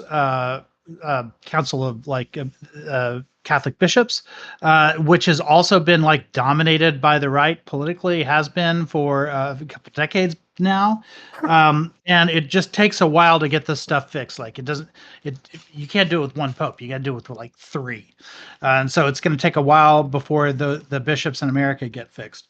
But it is absolutely true that that the bishops in America have sort of been politically captured by the American right, and I could even see it like I went to a Catholic college, for instance, conservative Catholic college. And when I went there, the majority of, or almost everybody there was conservative, but they were Catholic first. So anytime like an American sort of like conservative principle was in conflict with like church teachings, then church teachings took precedence, which means we were a school that was mostly conservative that was also protesting the death penalty and was also for like more immigration into the country and all this other stuff, because those are all sort of Catholic, part of Catholic doctrine. And that started changing over the last, I'd say about 15 years. It started changing big time at that particular campus. And now they've really become Republican first and Catholic second, which is like really strange to me. When you get people like Steve Bannon taking frequent trips to Rome in the hopes of like rigging the next conclave to put a more conservative pope in, like there are problems. There are problems that are sort of, I don't want to say unique to our age, because like politics like creeps its way into church life like many times in history. But we're in one of those periods now where that sort of capture like is a risk. And the fact that he's pointing out the American church specifically, or the American bishops specifically, as opposed to around the world, just tells you like where the problem is radiating from, because this is not a problem in South America. In fact, quite the opposite, or even necessarily in Asia, or even places that we consider to be pretty conservative, like Africa. But there's something about the American church that has gotten you sort of uniquely captured by domestic politics. Thank you, Rich. Jack. Well, as we are looking at the exact wording he used, you also have to take into account who is speaking these words. He doesn't choose his words casually. He is very specific in his wording, especially in public declarations such as this. This is essentially him to put it in a more Catholic term, calling the flock back to fucking sanity. Like this is him trying to get the point across. This is not what we stand for, even if it's a bishop who says it. That in and of itself shows a divide within the Catholic Church, enough to the point where, as much as I hate to say it, I would not put it past America to follow in fucking England's footprints and say, hey, no, we're going to create a new Church of America, and fuck the Pope. He's not our church. He's not our fucking leader anymore. Because when this article came out, one of the things I did was go across a bunch of fucking right-wing rags and see what they were saying about it. And quite literally, we were seeing people, like, granted, this is anecdotal, but of their own volition, saying that we should take up the U.S. military to take out the Vatican. Yes. So yes, well, I do not believe that person has the power to order this thing. The fact that sentiment is actually being taken on shows how disparaging these remarks have fucking split the Catholic Church, even here. All right. Thank you for that. And Osiris. Yeah, I don't really have much to say on this. I think it's kind of a little bit ironic that the Pope calls the Americans Catholics reactionary when the bishop was reactionary to the New Mexico governor's controversial gun ban. And I'm just saying, like, I don't want to hear from these people. Where the fuck are they at before this shit happens? I don't care. Can someone That's weird context shit. that for him real quick when it comes to the reactionary meaning? Because it doesn't mean the same thing for Europe as it does here. Oh, wait, maybe I'm wrong there. I'll just remind me. Okay, I'll go address for it in the open. Go for it. Okay. All right, Samantha. Samantha will be On back. with the wind. Pyro. Yeah, I thought I heard a kid coughing, so she probably went to go take care of her Probably kid. explain that. When it comes to this, just to like answer the question you set forth, like I do think it's, you know, European Catholics trying to like do all their bullshit and be on that moral high ground, because like even with the differences of conservative and liberal when it comes to like that ocean wide gap we have, like Tiberius was mentioned, like they're still not like really that accepting. Europe in general is a little bit more or less conservative than I'd say America is in some respects. So like you have that going for it. But like I'd say when you look at the Catholic Church and how they've dealt with like certain issues and shit like that, certain shit going on in their own hierarchies, we see that like there's still a more conservative bent.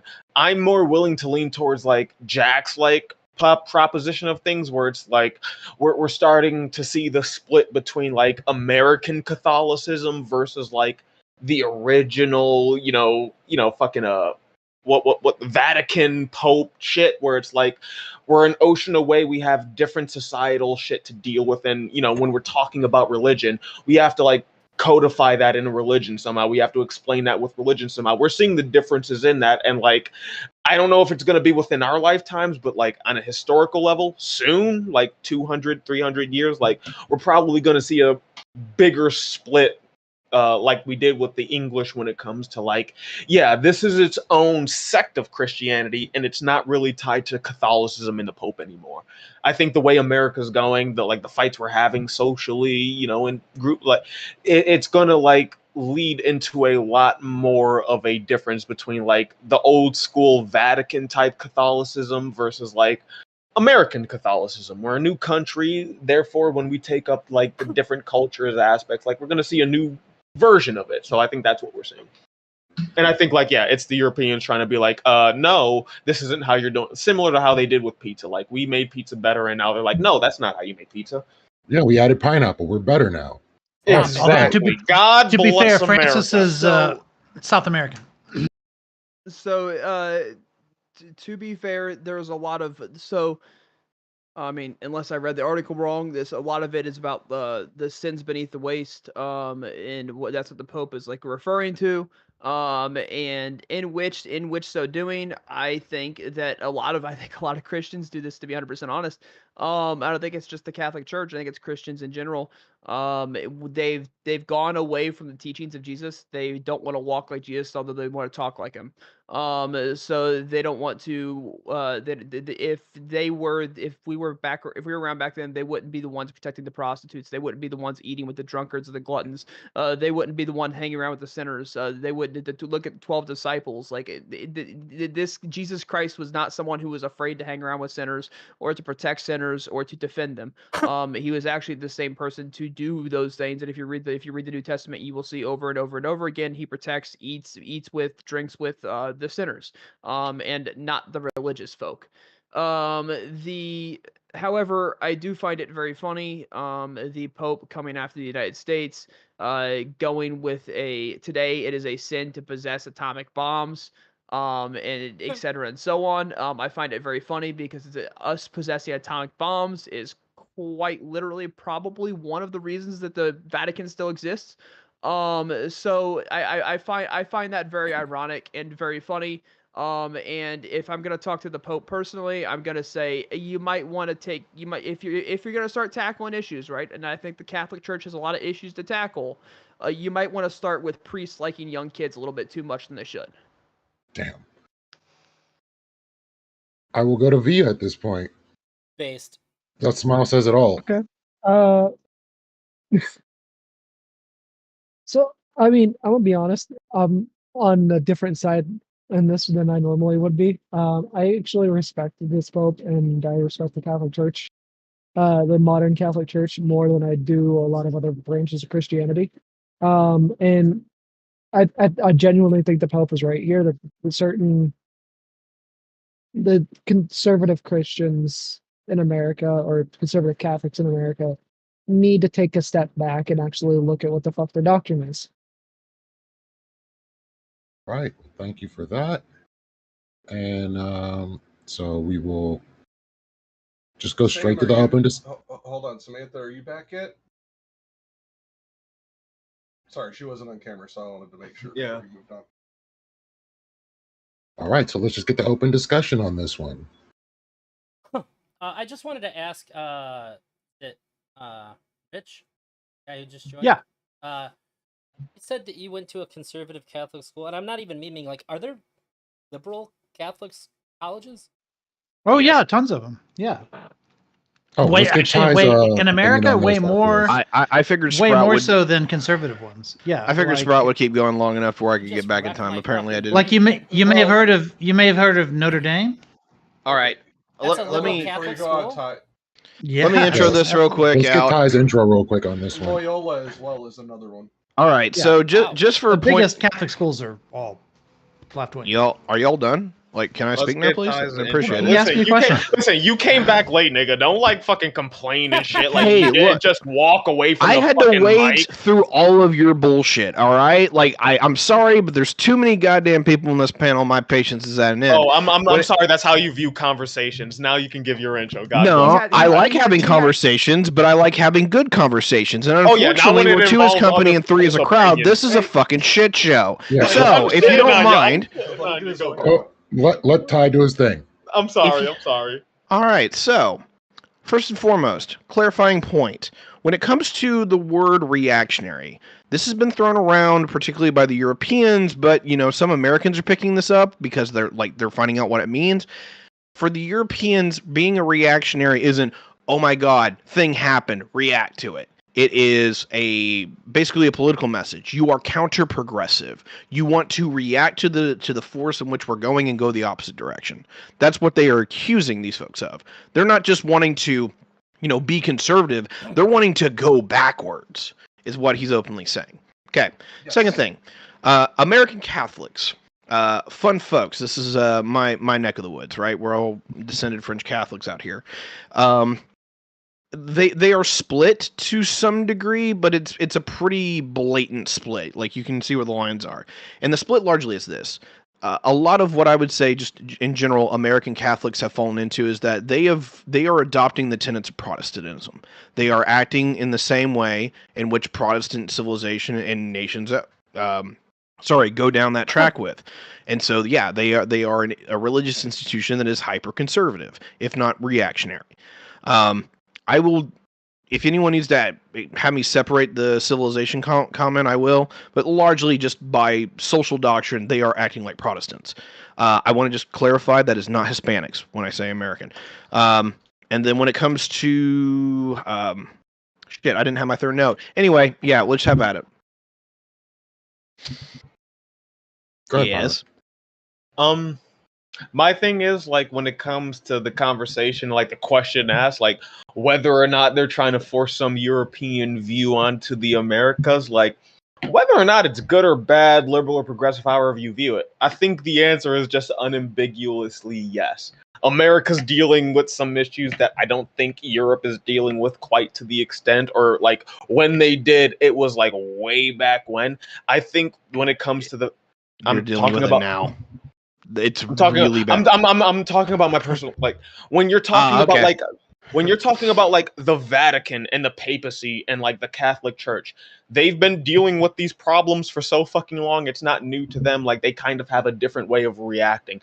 Then you're talking about America, a country that's like less than 400 years old, and they're viewing this young ass baby taking its little baby steps into Catholicism, and they're like, no, you're doing it wrong. You're doing it wrong. You're reminding us of why we hate Europeans, because they're a bunch of wait. smug cunts. Let me finish, Tiberius. Like, my thing is simply to answer the question. Yeah, they're imposing their European views on this. one, because we're a younger country, and two, because like for me personally, I don't think like the idea that they have where it's like they're going to be able to keep that level of control on the church in America is like, nah, I don't think that's going to happen. They can talk to me whenever they pay for their own defense. Okay. Well, Pyro, yeah. Well, I brought up part of that, Tiberius. I don't know if you were here or not, or if you walked away, not caring what I was going to say in my opening. I don't know which part of my opening You had that gone on was. for 3 fucking minutes by that point. I was done. But what I said was that even in this, it said today it's a sin to possess atomic bombs, and the ironic part of that is I'm not quite sure the Vatican would still be there. If No, you guys look, I didn't get it, possess dude. atomic Like, bombs. all right, I did hear you. Wait, Tiberius, go ahead. Let Sprouta please go. That was just a quick quip, right? Oh my god. But the Stop trying to moderate the panel. The simple idea that the Catholic Church, this is on like the radar of the Catholic Church, like this is the shit that actually matters. The Catholic Church has much bigger issues than to start fucking dealing with this. This shouldn't even be on the agenda. If the Catholic Church is going through issues, they've got issues that they need to address that are much bigger and much more needed than this. This is petty shit. It's the Pope being petty, and the Pope needs to worry about what the Pope needs to worry about and keep his eyes on what actually matters instead of start being petty with the American Catholic Church. Time out, Sprouta. Wait, hold up. No, wait. Take care of the Catholic Church. Fucking bastards, god damn it. Lead the Catholic Church. But like, hold up. I can believe 100% that like Jack's saying, within his job as the Pope to basically look after his flock, all that shit. I can believe that, like, yo, the Pope thinks he's doing a good job, but he's being petty.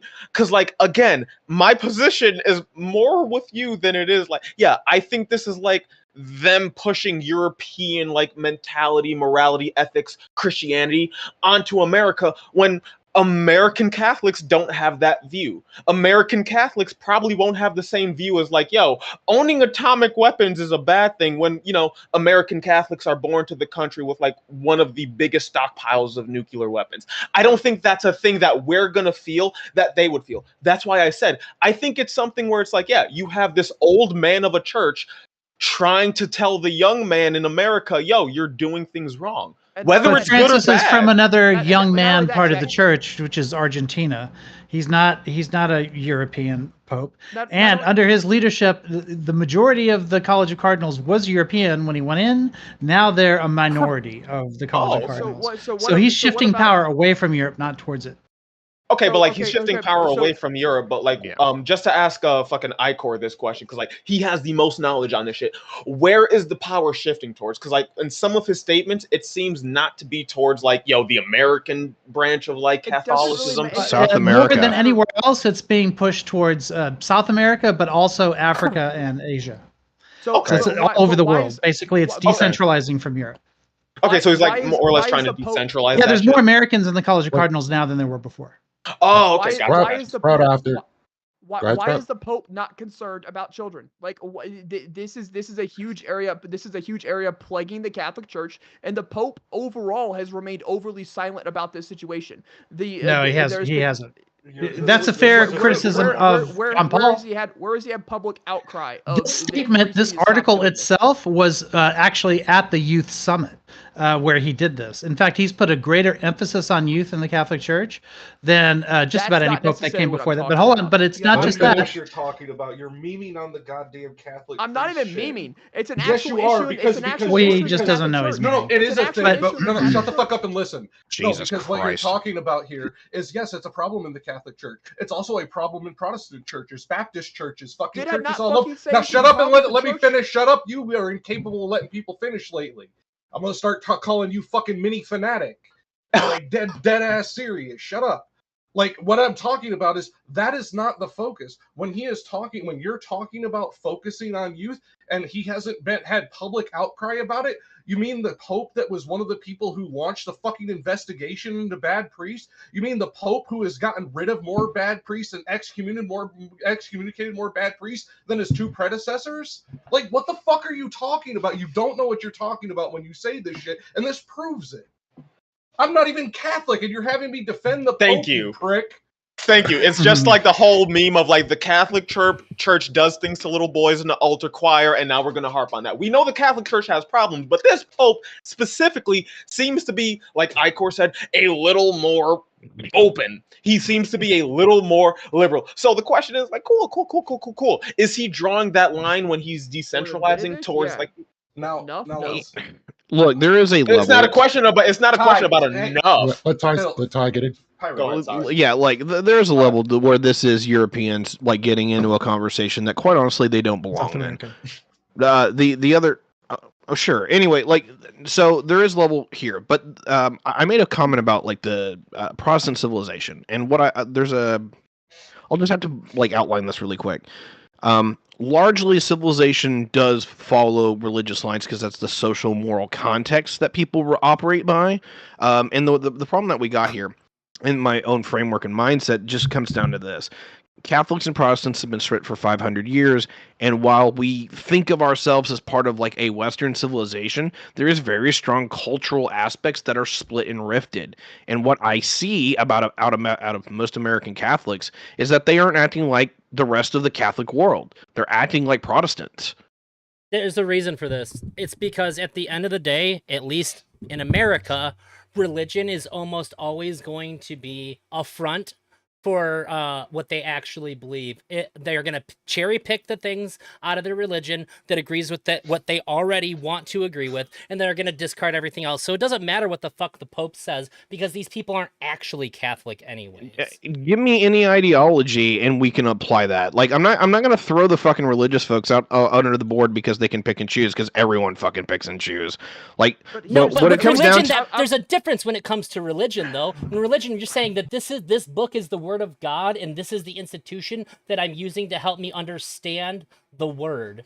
And look, I've been power, like a Catholic priest. No, like fuck this. Like, okay? I've been over this with you. I don't know how many times now. It's like, look, I don't agree with like religious orthodoxy, right? I don't like how they're just like, here's the doctrine, shove it down your fucking throat, have a nice day. Because then don't be a Catholic. I'm not a Catholic, all right? I'm not even religious. What I am going to say, though, is that like these institutions and communities do serve a very strong and important role within a lot of people's lives. I actually think a lot of our problems is that people became less religious, had less community, and we're having all those problems. What I do want to separate about religion is that I think Christianity is at a Reformation point again. I could be wrong, but I think we're getting there to where it's having this part where it's got a lot of cultural tradition because it's 5,000 years old, branched out. And then when we get to where we are now, the older doctrine still is hardcore clashing with modern reality. Like the religious conversation about should they accept gay folks is still going. All right. Do I at least get to combat what was thrown against me? This is why I have to interrupt. Don't want to hear you talk anymore. Fucking people start talking over me, and then I can't fucking talk back. So so if you want to come after me for interrupting people, that's fine. But that's the only way I can actually talk right now. So, okay. You have interrupted more than anybody besides Okay, Pyro so and Samantha. I'll get to victims on this panel. I'll get to you after Sprout, Pyro. Here's the thing that Pope Francis could do and hasn't with the Catholic Church. By the way, this is from the National Catholic Reporter.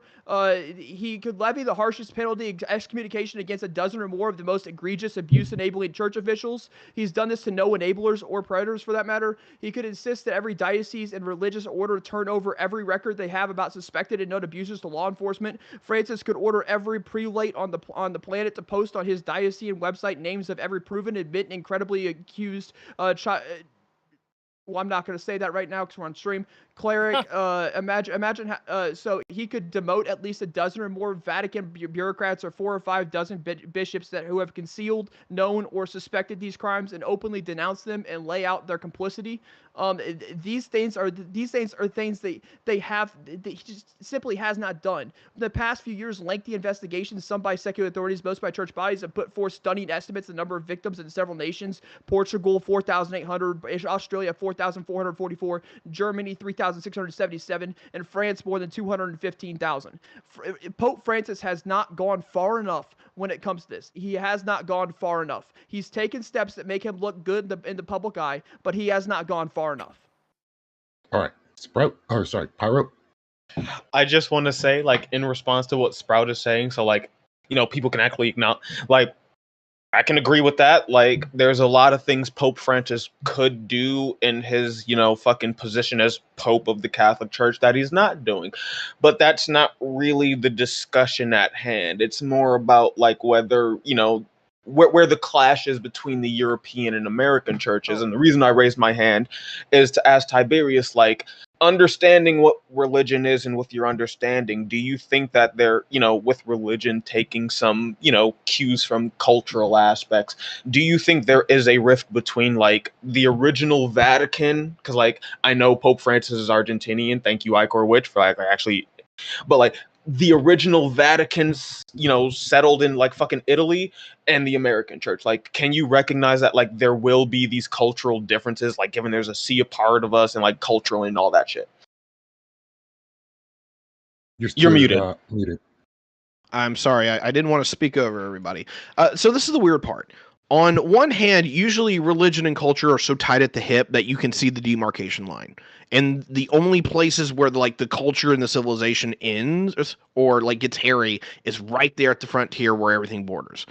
The Christians were strange with the Beautiful Sinner, Reformation thank you for the because follow, you and literally get thank you to for your certain comment. areas and there's a fucking rift. And there's still one political entity, like Germany, Southern Catholics, Northern Protestants. You don't see that usually anywhere else.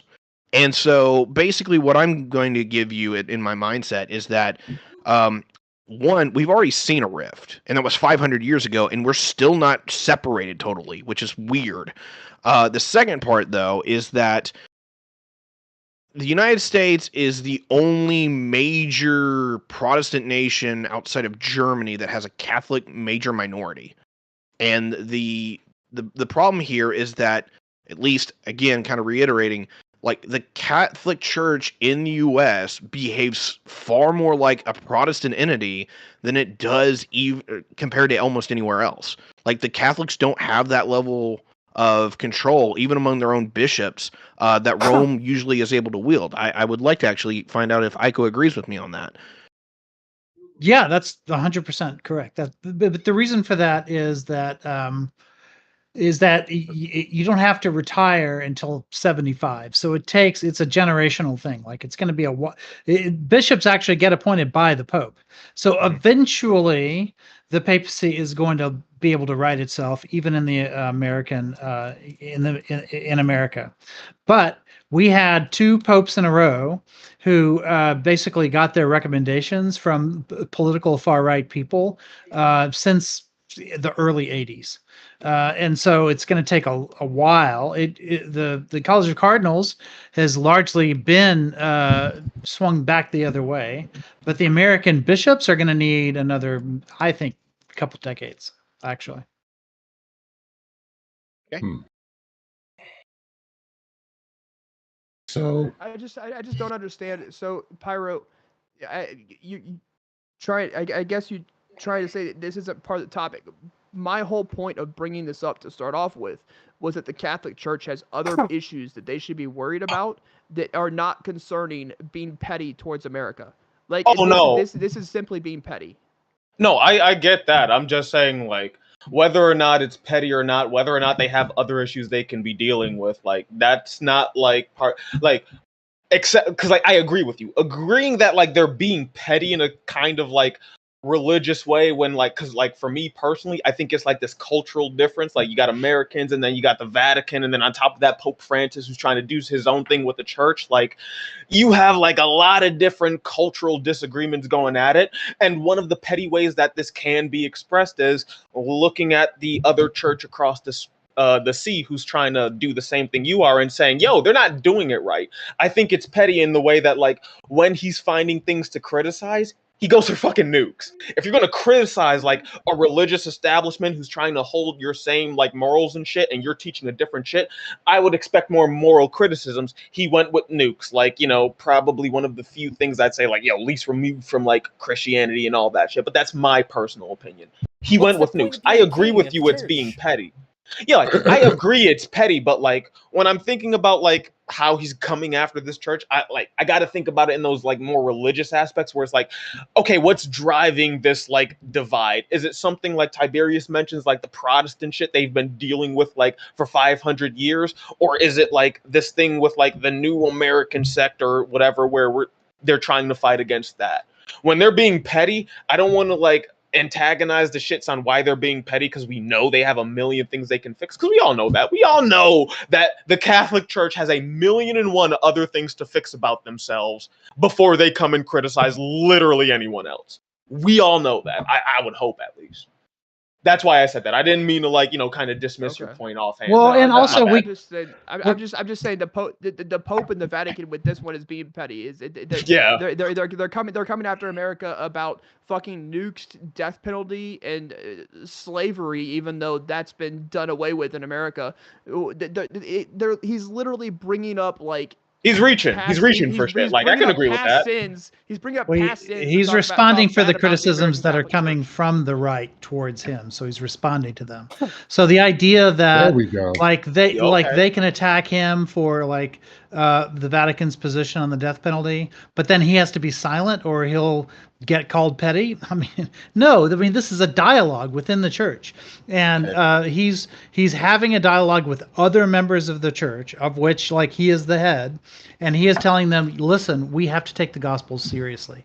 The Gospels really aren't like petty, and so when we're saying we have to embrace a culture of life, and by the way, like, as people have pointed out, it's not like he's like a progressive or a liberal on lots of stuff. Like, he's pro-life on abortion as well, which, a lot of this panel will criticize him for. But he at least wants to be consistent about it. He's like, look, if we need to, we're putting too much emphasis on that and not enough emphasis on the death penalty and our responsibilities during wartime and stuff like that. And to some extent, he's responding to the cultural moment. Like Oppenheimer, left a big mark on the zeitgeist, and he's responding to questions that have been asked of him regarding these kinds of topics. It's not like this was a papal letter or an encyclical where he's like, this is a dialogue. Is it even weird? But when he's criticizing, I don't. There should be other criticisms laid at the American Catholic Church then, because it seems that the criticisms laid were one I find valid, which is the sins beneath the waist. Like, I find that completely valid. I think that's an issue amongst all of Christianity, not just Catholicism, which I started off with the opening saying that. But like, to bring up atomic bombs and slavery as criticisms levied against the American Catholic Church, it seems like straw manning and trying to like. What is it that you think he's saying about nuclear bombs? What is it that you think he's saying? It's quoted. It's fine. Today it's a sin to possess atomic bombs. Death penalty is a sin. It cannot be practiced, and it was not so before. Cannot be practiced. And where's that coming from? The Vatican, the Pope. No. Where is he taking that philosophical stance from? Because the church itself, like, one of the things that the church has this has been since Vatican II, has basically said that if you're gonna, for instance, one of the ways they split the hair on when it comes to the death penalty is they can say yes, because this is like straight out of Catholic doctrine going back centuries, is that the church possesses the right to use the death penalty, but we live in a time where there's no legitimate way to use it. And all he's saying is that that's true at the individual level where we're executing a prisoner that could otherwise be in a prison. He says that's true at the political level too, where there are options besides nuclear war and where nuclear war is the existential option. So he's just stating the obvious, right? Which is possession of atomic bombs. Hold on, you just read it. It's keeping other countries safe, though. No, you just read it. Read it again. Today, it's a sin to possess atomic bombs. The death penalty is a sin. It cannot be practiced, and it was. It cannot be practiced. That's the thing. It cannot be practiced. Just like you can have like a political theory where the death penalty makes sense, right? Especially like, for instance, you must kill the Joker because the Joker will always. I need to ask questions because I'm not understanding what you're saying. I need to understand what you're saying before I listen to what you're saying because I can't compute right now. So you're saying it cannot be practiced And then, so the possession of atomic bombs cannot be practiced, or the use of atomic bombs cannot be practiced. No, because praxis is use. Like the Okay, example I was so giving then you, it should have been a sin. would He should answer have the said it's a question sin that you to just use asked. atomic bombs. The example I was giving you answers that, right? Which is like the Joker like has to be killed, right? Because he constantly escapes and there's no other way to protect society. If nuclear weapons were the only way to protect society, this is just war theory, goes all the way back to Aquinas. And Aquinas is like before the split, so like Protestants have them too. In order to justify any act of war, like it has to be A, winnable, and B, it has to be like produce a better outcome than not using it.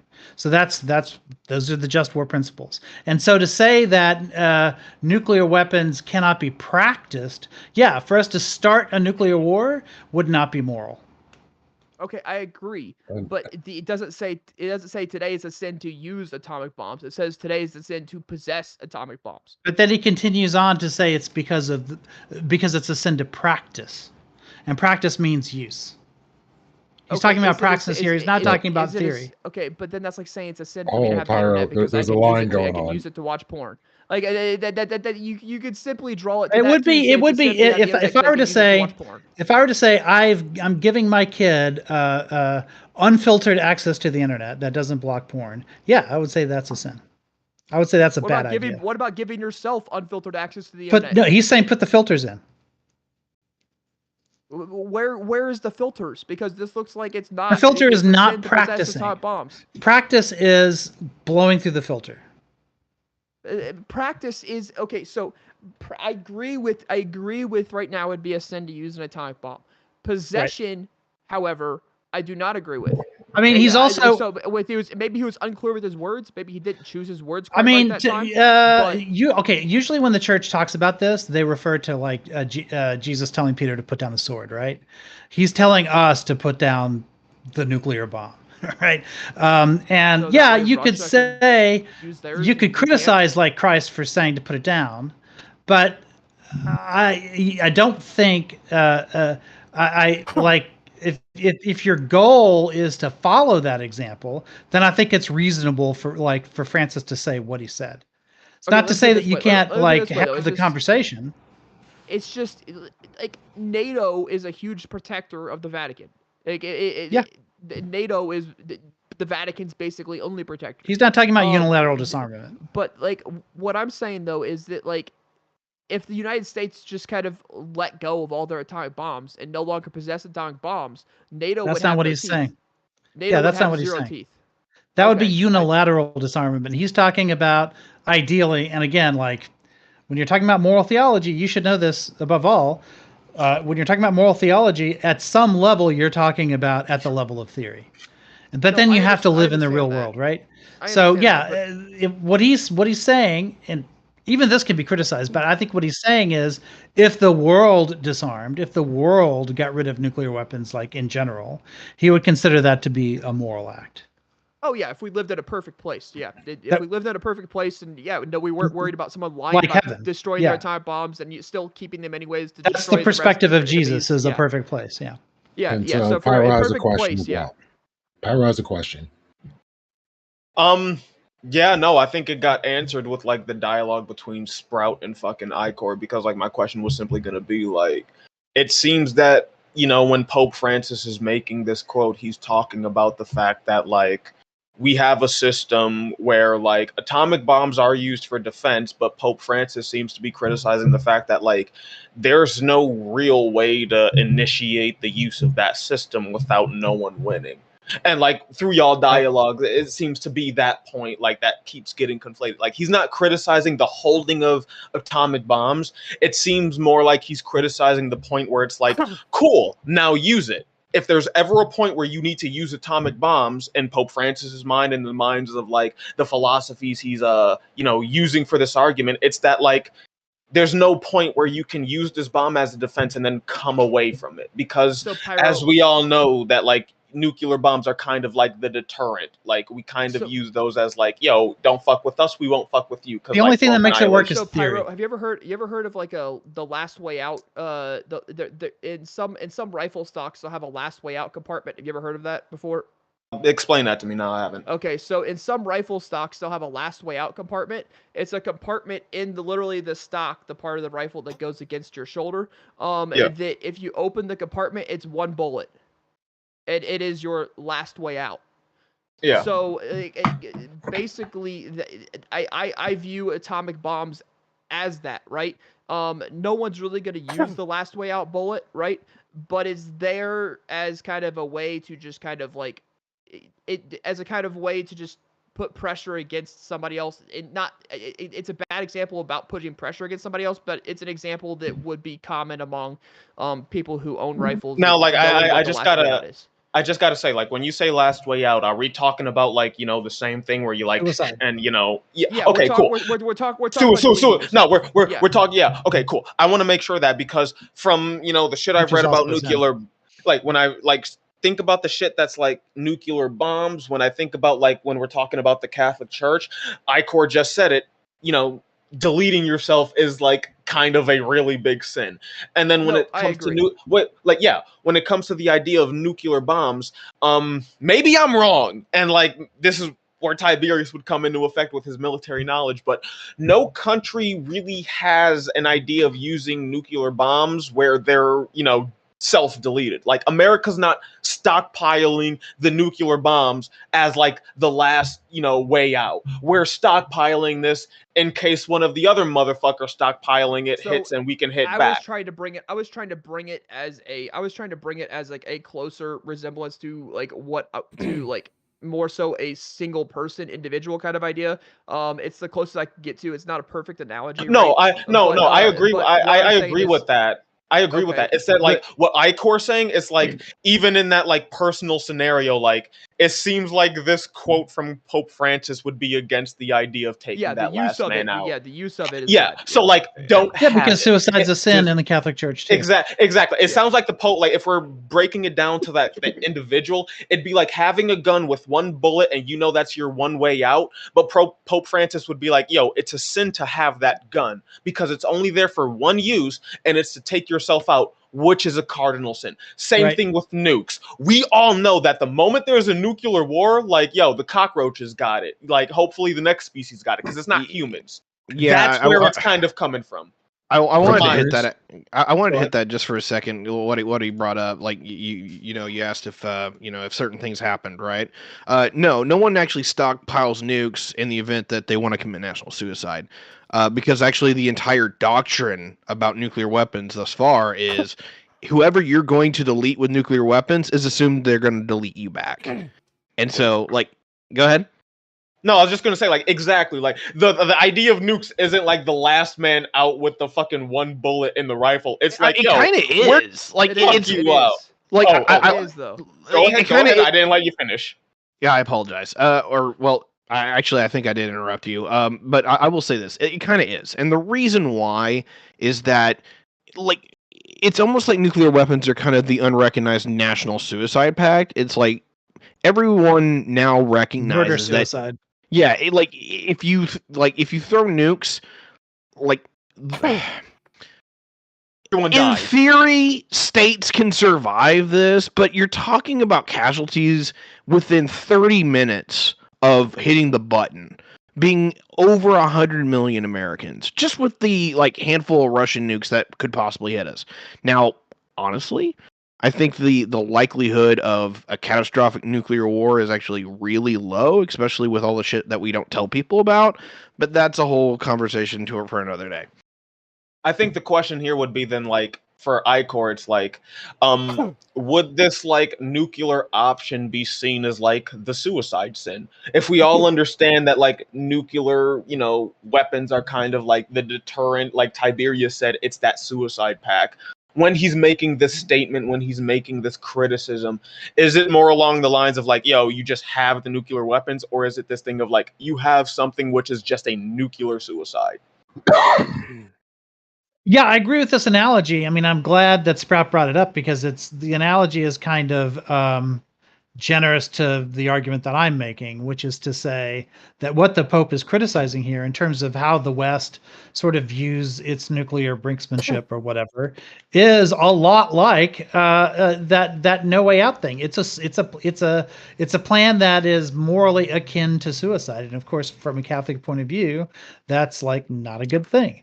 Doesn't mean that I agreed with what the Pope is talking about is Wait, politically let him finish, Sprout. realistic. It's not necessarily politically realistic. Many things that moral philosophers and moral theologians talk about being ideal are things that are very difficult, if not impossible, to be done in terms of praxis. But his job is not to talk about just what is like politically practical. His primary job is to talk about what is moral, and those sometimes are thinly overlapping, if at all. Well, that's kind of part Okay, of his job, Sprout. but it's also he's like I- the so- PR for the whole church. Wait, hold on, Sprout. Yeah, he rejects I that role, but yeah, I agree that that's historically what. Elder that's Drazi hasn't said anything in a while, so I wanted to let him go ahead and get that Very off. good. I thought it was weird, Sprout. And you're saying like, oh, why should he be focused on these things when there's these other things going on? Because he has to do what's like he has to do PR relevant things. I don't think it's a really good idea for the Pope to keep on talking about priests diddling little kids. You kind of got to move away from that and do what you can in the background. And if you get somebody, then you can talk about it because then you look good. But like, I mean, it's still part of the job. You gotta be running the press. There's also Yeah, more I complicated just- things happening in the background about this kind of stuff. Like there are and this is something that Steve Bannon has talked about. There are people on the far right now who will like target people that they think are too progressive within the church and start accusing them of molesting children and stuff like. Yeah, they start pedojacketing like people on the left in the church, and because it's such an easy thing to do, because defending any given individual priest or a bishop, George Pell is a perfect example of this. Defending him nobody wants to do it. And so everyone's just willing to assume anyone that people point at and make an accusation at are going to be guilty. And it finally took like the Supreme Court of Australia to overturn like that decision with Pell. But that is certainly happening in other cases as well. And so what Francis has done, and actually what Benedict did too, because this problem came from John Paul. John Paul did not want to believe that this that this scandal actually was a real thing in the church, and he just refused to believe it. And it was a horrible failing on his part. And it was in fact Benedict who like begged him to do something about it, to the point where when Benedict became Pope himself, he made a great. And I'm not a massive Benedict fan. Like I'm a big. I prefer Francis. But one of the great things that he did was he made it so that the church, anytime an accusation like this happened, you just turn it over to secular authorities. That's it. The church is done trying to get like diplomatic immunity for any of these people, or trying to say we should handle it in-house or whatever.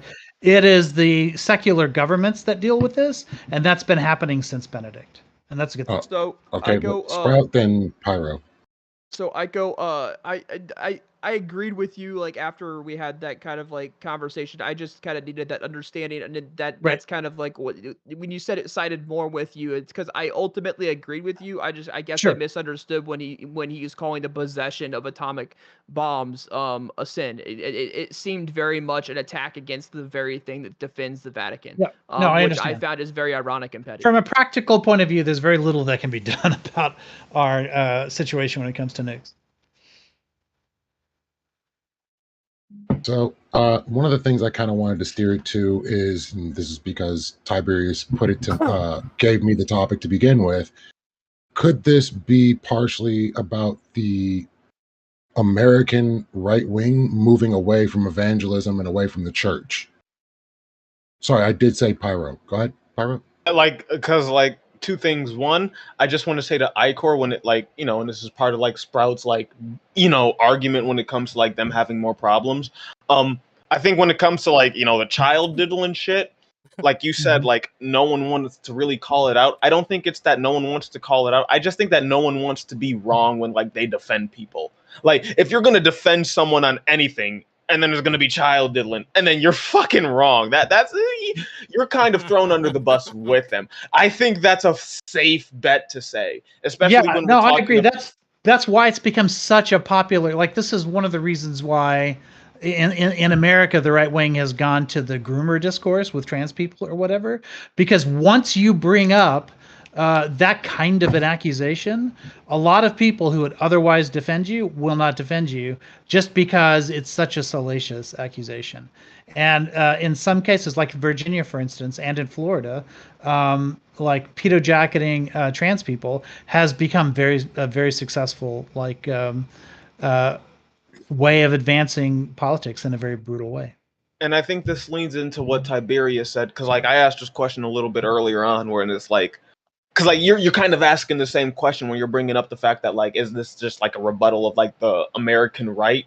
That's why I asked the question of like, is it just a cultural thing that happens with religion? Because like in America we see like, you know, a lot more right-wing people are religious and a lot more left-wing people are agnostic or atheistic towards that. So I want to know if it's like, is that the cultural aspect that's being rebutted against? Because like you're not getting all of the like Jesus people who were, you know, help everybody and, you know, give, you're getting more of like in America the conservative people. So I just want to I want to split hairs on that, because there's a part where you're pretty much dead on. There's a part where you're kind of dead wrong.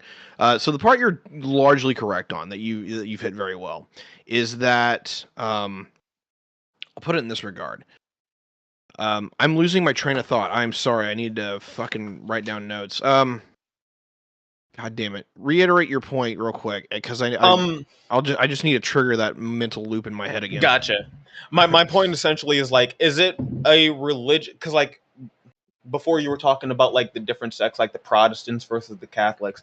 My question is simply, do you think it's more along those lines of like religious differences, or do you think it's along the lines of like culture in general? Because for me, I'd say America is a little bit on all aspects more conservative. Even our super duper leftist communists are really fucking conservative in my view, compared to like motherfuckers you get in Europe and shit. So like, do you think that's the difference, or do you think it's more on like that Protestant Catholicism? Yeah, the good news is you jived up what I was thinking. So to hit the first thing, the secular left versus the religious right is not just an Americanism; it is very much a Western thing.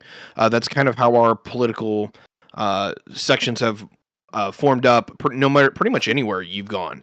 And the reason why is that religion is kind of the ultimate right-wing institution, the church, whether it be Catholic or, you know, the more secular, or not secular, excuse me, the more Protestant churches, is that they are a massive force of order and authority and purity. Like it is the right-wing trifecta, the Holy Grail. So for them to separate that out is really, really hard, but you know, whatever. That's pretty much everywhere. Is that you have religious conservatism. The thing with the Americans, which is why we are so much more right wing than our, you know, European counterparts, is I'm gonna say twofold. Number one, we have kind of a political economy of scale. You're talking about Europe, who has, you know, the biggest countries in Europe are 80 million people. You're talking about the United States, which is both a continent in scale, but also a continent in population. We have 330 million people. So we just kind of generate a natural diaspora that is larger. The difference between us and the Europeans is that the Europeans had two major cultural shocks to their core, to where they kind of looked upon themselves and were like, are we doing the right thing? And that's, of course, the World Wars. The United States walked away from the World Wars and said, this is, you know, we're still awesome. Western civilization is still something we should absolutely be proud of. Like, we shouldn't question that. What the hell? Europe did. And that has been the biggest cultural civilizational split between the United States and Europe that is very prevalent today. The United States is far more traditional because we put a lot more value in the traditions that go back eons, because we didn't ever question it to the same degree. So like, is it like that? That's my question. Like, is it that cultural difference, that cultural shock between like European Catholicism versus American Catholicism? Why the Pope is making this fucking like statement, or is Yes. it like, okay, cool, that like it's the cultural thing? Like, yeah, I can agree with It that. is 100% a culture thing, and it is 100% a cultural infight. The problem is I'm looking at this in two different layers. One is a kind of a north versus south split between Protestantism and Catholicism. Is that they culturally rifted 500 years ago, and they are still rifted. The thing about the United States versus the rest of Europe, outside of Canada, is that the Western Hemisphere has a very different like priority list and how they view things civilizationally versus the I Eastern see you, Hemisphere. Rich. Yeah. So just to wrap this up, like the Europeans are almost to a point where they are civilization split amongst themselves versus the Americans and Mexico and whatnot. We just look at shit differently, and I'm still exploring what those major differences are. I know they're there, but until I can like get that nailed down, I don't want to tell you what they are yet. Okay, Rich. I think there's a bigger cultural difference now than there was like after the Protestant but with split with the Protestants, because really, if you were to compare evangelicals today, if you were to compare them to the people who founded their movements, like Martin Luther and Calvin and all of those people, you would find that all of those people who founded these Protestant churches have a lot more in common with Catholics than they do with their own denominations today. I think you'd be shocked at how Catholic Luther still was, and how Catholic even Calvin still was, compared to evangelicals today. The cultural split appears to be between global Catholics, excluding the 50% of American Catholics who are as right-wing as they are, and the mainline Protestants, like you've got like the Methodists and the Anglicans, and a big part of like the Lutherans, for instance. All these mainline Protestants are kind of culturally in line with global Catholics. And then you've got on the other side, you've got evangelicals. And evangelicals are really the new thing. They started maybe 150 years ago, or maybe If that. a little less than that, 120, 130 years ago. This prosperity gospel that starts in America, which I think is just poisonous, it sets them apart from mainline Christianity, which includes Protestants and global Catholics. Hey guys, I just Like, seen the that's the big time. I division, gotta in my get opinion. out of here. Yeah, I was gonna say my we wife's are gonna be running going to bed, over. and Pleasure to Thank have you you. here. Go ahead and I give like my yourself an wife. outro. So, what's that? Go ahead and give yourself an outro, This is even though we fun. can't see you. Yeah, I know my camera's being goofy. I spent a lot of money on this damn thing. I'm pissed. Maybe it's the drivers. Tuna chip it right in Maybe the it's face. capitalism. I will get a hold of Tuna. He's supposed to help me out for well, I guess this would be a good way to end. I'm having a panel tomorrow. There is a prominent YouTuber who does content about like swords and knights and sword fighting, who also had a lot of conservative ideas. And one of his collaborators cut ties with him for being really conservative, and people getting mad about it. So tomorrow I'm having a panel about who do we owe our loyalties to. If you thought I was fun here, well, I picked fun people for tomorrow. You should check that out. You can find me on Twitch, YouTube, and Twitter. I'm trying to be a little bit more shit stirry on Twitter, but I'm also really nice, so it's kind of tough. I appreciate you Well, guys it's great having to me have you here. back, my friend. Yeah, Thanks for coming through. I'm always happy to be here anytime. Well, like I said, I'm glad to have you back. You're definitely back in on the invite rotation for more than just religious topics, too. Yeah, we'll get you in on another good one. I appreciate it, and it's nice to see the people that I'm used to seeing. Tiberius, I know we never ever agree on anything, but it's nice to see you. Sprout, I love you, buddy. Appreciate it, buddy. And Rich, it's Appreciate nice it. to see you again too. Jack, Kai, you have a good one. It was nice to meet the rest of you. I'm out of here. Good night, my dude. Great Peace. night, my friend. Peace. So we are. All right, that's it for me. I'm tired. I took a 3-hour nap in between my last stream of this one. I'm gonna go hang out with my wife. I pass out.